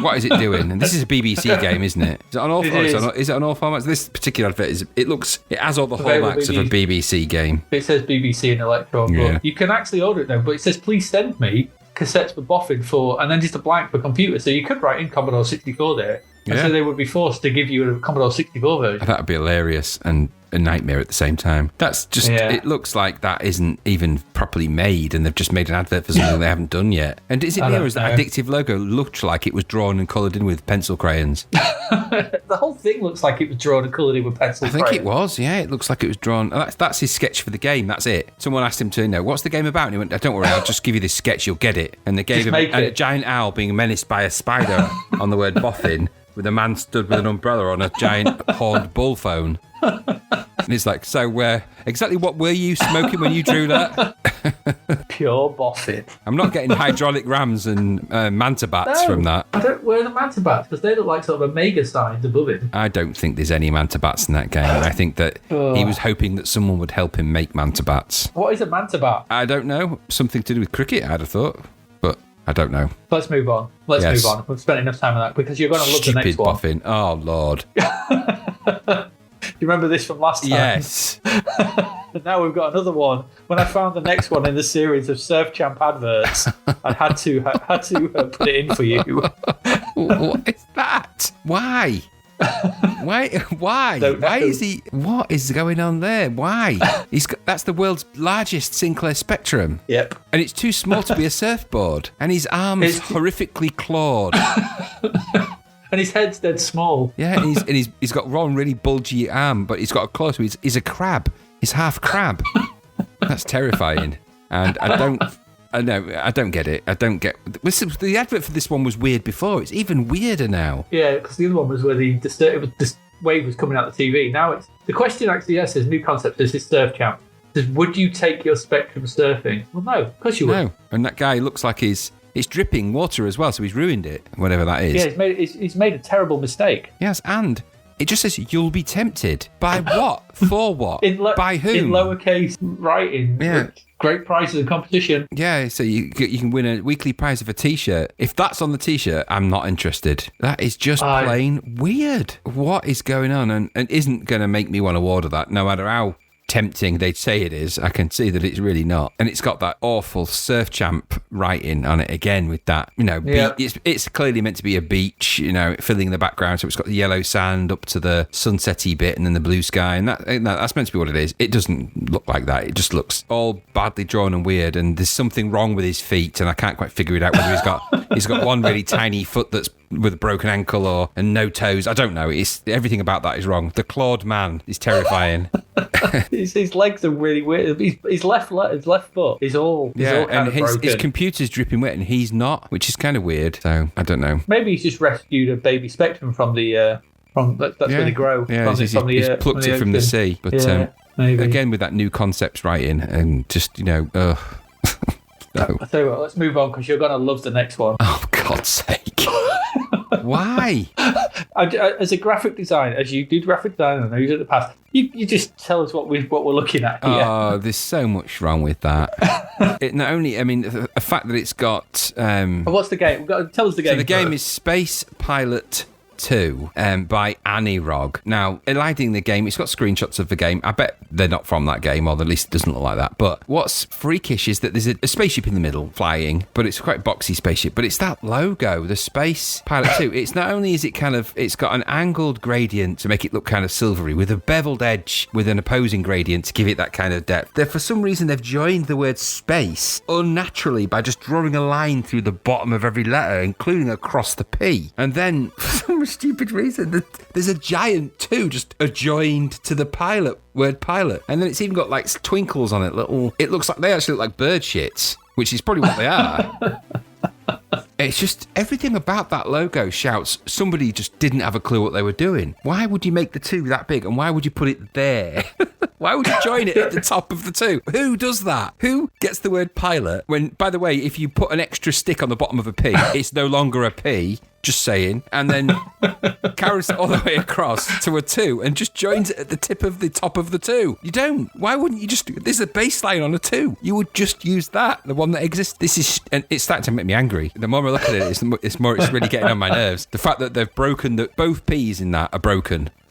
Because they're not P's. If you draw a line through a P, it's not a P. And if you draw a line from the bottom of a P outwards, it's still not a P. So I don't know what to make of that. Awful. And the spaceship in the middle, the spaceship's not bad. That's kind of a nice sci-fi spaceship looking thing. I quite like that. That's quite modern, actually. They do that in more modern drawings now. That kind of, the way the engine fire is coming out to that yellow effect, where it's just sort of coming out of that angle. That's reminds me of that kind of those sci-fi drawings that you see from the sort of 70s. It's got that vibe. That logo doesn't have anything to do with it, though. And then you've got the inexplicable, stupid blurb. Over 600 sprites are used to add that extra touch of realism. Get lost. To the 8 distinct scenarios of breathtaking futuristic beauty. Yeah. Providing the backdrop against which the final drama must be played. What a load of BS. I'm willing to bet that when we get to play Space Pilot, if we do, it is a load of dog egg. But that said, and the Anirog logo, it heavily borrows from the Elite logo. They may as well just put in brackets, not Elite, because, it's got that chromium effect that we don't... The actual font there is quite nice, the typeface, but why they didn't use that one for the Space Pilot in this, instead of this weird, conjoined, massive nastiness that they've created up there. Just don't do that. You don't get... If this is abuse of the join tool. It's just downright abuse. Don't do it. Don't take a font, make it into an outline, and then just arbitrarily join it in the wrong places, because it's all kinds of wrong. All kinds of wrong. No. The curve of the S as well. It's like the underneath shading on the line that actually joins them is not even consistent. There's gaps in it. No, exactly. But why do it? Why not just use why do that? Why just not have the letters separate? Yeah, just that would have been an idea. It would have worked. And but you could have a smaller space, and you could have spaced that so that the word space and pilot were of equal size above each other and below each other, and then a giant 2 that would have been the same size as space and pilot on the right. That would have made sense. That would have looked better. That's my take on it. Yeah, the 2 just looks like it's hanging. Do you know on. I've been half tempted to take some of these game adverts and just redo them and just and just do them and go, this is what it could have looked like, this is what you could have won. I don't like the blue background either. No. The ironic thing is they've got an actual picture in the bottom right corner of the what looks like the tape case or the cover for the case. And it's black background. It's a black background and it's got like stuff blowing up, so it looks way better. It looks way better. Use that. Yeah, that's way better. And even in that, the Space Pilot 2 font doesn't look quite as bad because it's not quite as prominent. No. But putting it on that blue background and it goes into the yellow, although I don't like the way that in the advert something it's really in the yellow. I don't like the way it should be off the yellow. Move it up and to the right, not back and to the left, up and to the right. Rekern the space in the pilot, just put them above each other, bring the 2 up so it's at the same size and to the right, then you'd have all the space, and reduce that enormous CBM64 that's on that tape case, because there's 2 of them. It's massive. Just get rid of one of them. You don't need that. There's a lot of space up there you're taking up. Just put it up there. You don't need that. Yeah. Why is it on it twice? It's like, why? Stupid. Yeah, there we go. That's the Crapverts. I wish they weren't, but they are. We wish they weren't. We wish they weren't. So I'm just going to wrap up now with the chart from December issues of Commodore User. Computer video games only had charts for the Spectrum, Amstrad, and the Atari, not for the C64. So according to Commodore User, these are our top 10 games. I'll do them in reverse order. At number 10, we have Wizardry. At number 9, we have Blackwyche. Number 8, Beachhead 2. 7, Karateka. 6, Warmongering Boxing. 5, Sky Fox. 4, Weird Exploding Fist. In at number 3, Spy vs. Spy 2. Number 2 is Summer Games 2. And at number 1 is Frank Bruno's Boxing. Oof. So there you go. It's not actually a bad top 20, actually. If we look at what's in the 20 now games, I don't know what was on that. We've got Hacker, Paradroid, Who Dares Wins 2, Pit Stop 2, BMX Racers. I've not seen that yet. I remember liking that. Action Biker, Clumsy Collins Action Biker with Clumsy Collins, starring Skip. Elite, Kickstart. Elite still in the chat. Get out! Elite's in the chat. And Finders Keepers. There's a good selection of games in there, sort of thing. Just, Blackwyche stinking up the place a bit. Bit stinky. Okay, so just to wrap up there, normally what we'd say now sort of thing is what's coming in next episode. But this is the end of the year, so we'll probably be taking a break from our normal scheduling. I do believe that's our plan. Is that not our plan? That is our plan, isn't it? And so we're going to take a bit of a break before we come back with January 1986. Now, I think what we're doing is we are going to be releasing episode 0. Is that correct? Yes, we are. We are going to release episode 0. Now, that might be over 2 weeks, or we might just dump the whole lot on you in one go. We're not sure yet. If it is, it's over 3 hours worth. So you might have a lot. You might have a lot to listen to, because episode 0, what we did was we looked at a selection of games from 1982, 1983, and 1984 that predates that. And we chose some of our favourites, some that were sort of well-known, and we reviewed them just in general style, what we've been doing. And so some of them have actually popped up in the issues of Zapped that we've covered, but we've already looked at them. The Pit Stop 2 springs to mind, that we'd already looked at in episode 0. So that's why we didn't cover them. So we're going to release that. We're also going to do an episode where we do our favourites of the year, our top 10, probably bottom 5, and maybe, and just sort of round up the year with a sort of overview of what we've liked and what we've not, and, just top 10. Just so that's what you can expect of maybe the next week, 2, or maybe 3, depending on what we do with episode 0. And that's the plan. So it's not going to be a standard episode sort of thing, but we think, let's break the years up in typical fashion, but you're going to get content. There's stuff going to be coming out each week. Yep. Don't worry, there will be Zapped to the Past in each week. It just won't be us looking at these games, but we will be looking at other stuff, and then obviously rounding up what we think of the year, and saying what we think on our favourite games. So that'll be quite interesting to do, because there's some that have stuck out with me. I'm sure there's some that stuck out for you as well. Is that absolutely, the case? absolutely. I think there's definitely mileage there. It'll be interesting to see what our favourites are, and where we think, and obviously just a bit of a discussion about what we expect from maybe 1986, and sort of look at some of the games that are coming out over that period. So that's the plan for the next 2 weeks top. Well, 2 or 3 weeks. So stay with us. We'll get back to 1986, and obviously when we do that, we'll sort of get back to our normal routine of looking at games and Crapverts and what was going on and everything like that as we get back to normal stuff. But the next couple of weeks will be slightly different, but I'm sure there's some good stuff in there. Just to say as well that episode 0 was the very first thing we ever recorded. Yes, it was. So it was kind of our test bed to sort of see if we could actually make this work, if this would work. So it might not be the slick, polished experience that you've grown used to over these weeks where you've been listening to us, knowing the consummate professionals that we are, with all facts correct and everything. it may be a bit all over the place, and but just go with us. It was the first thing we did. It was see if this would work. So it is what it is. Also, as well, I didn't have a decent microphone back then, so the sound quality might not be quite as good, but it is what it is. There's still a load of games to look at. So we have actually got one that we overlooked that we're going to stick back in there. So that's coming next week. So please stay with us. I've been Adrian Mills. I have been Graham Raddings.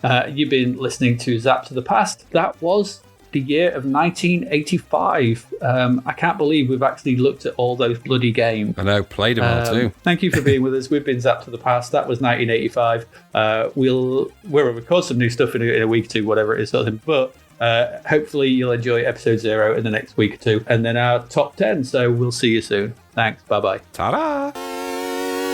Thank you for listening to the Zapped to the Past podcast.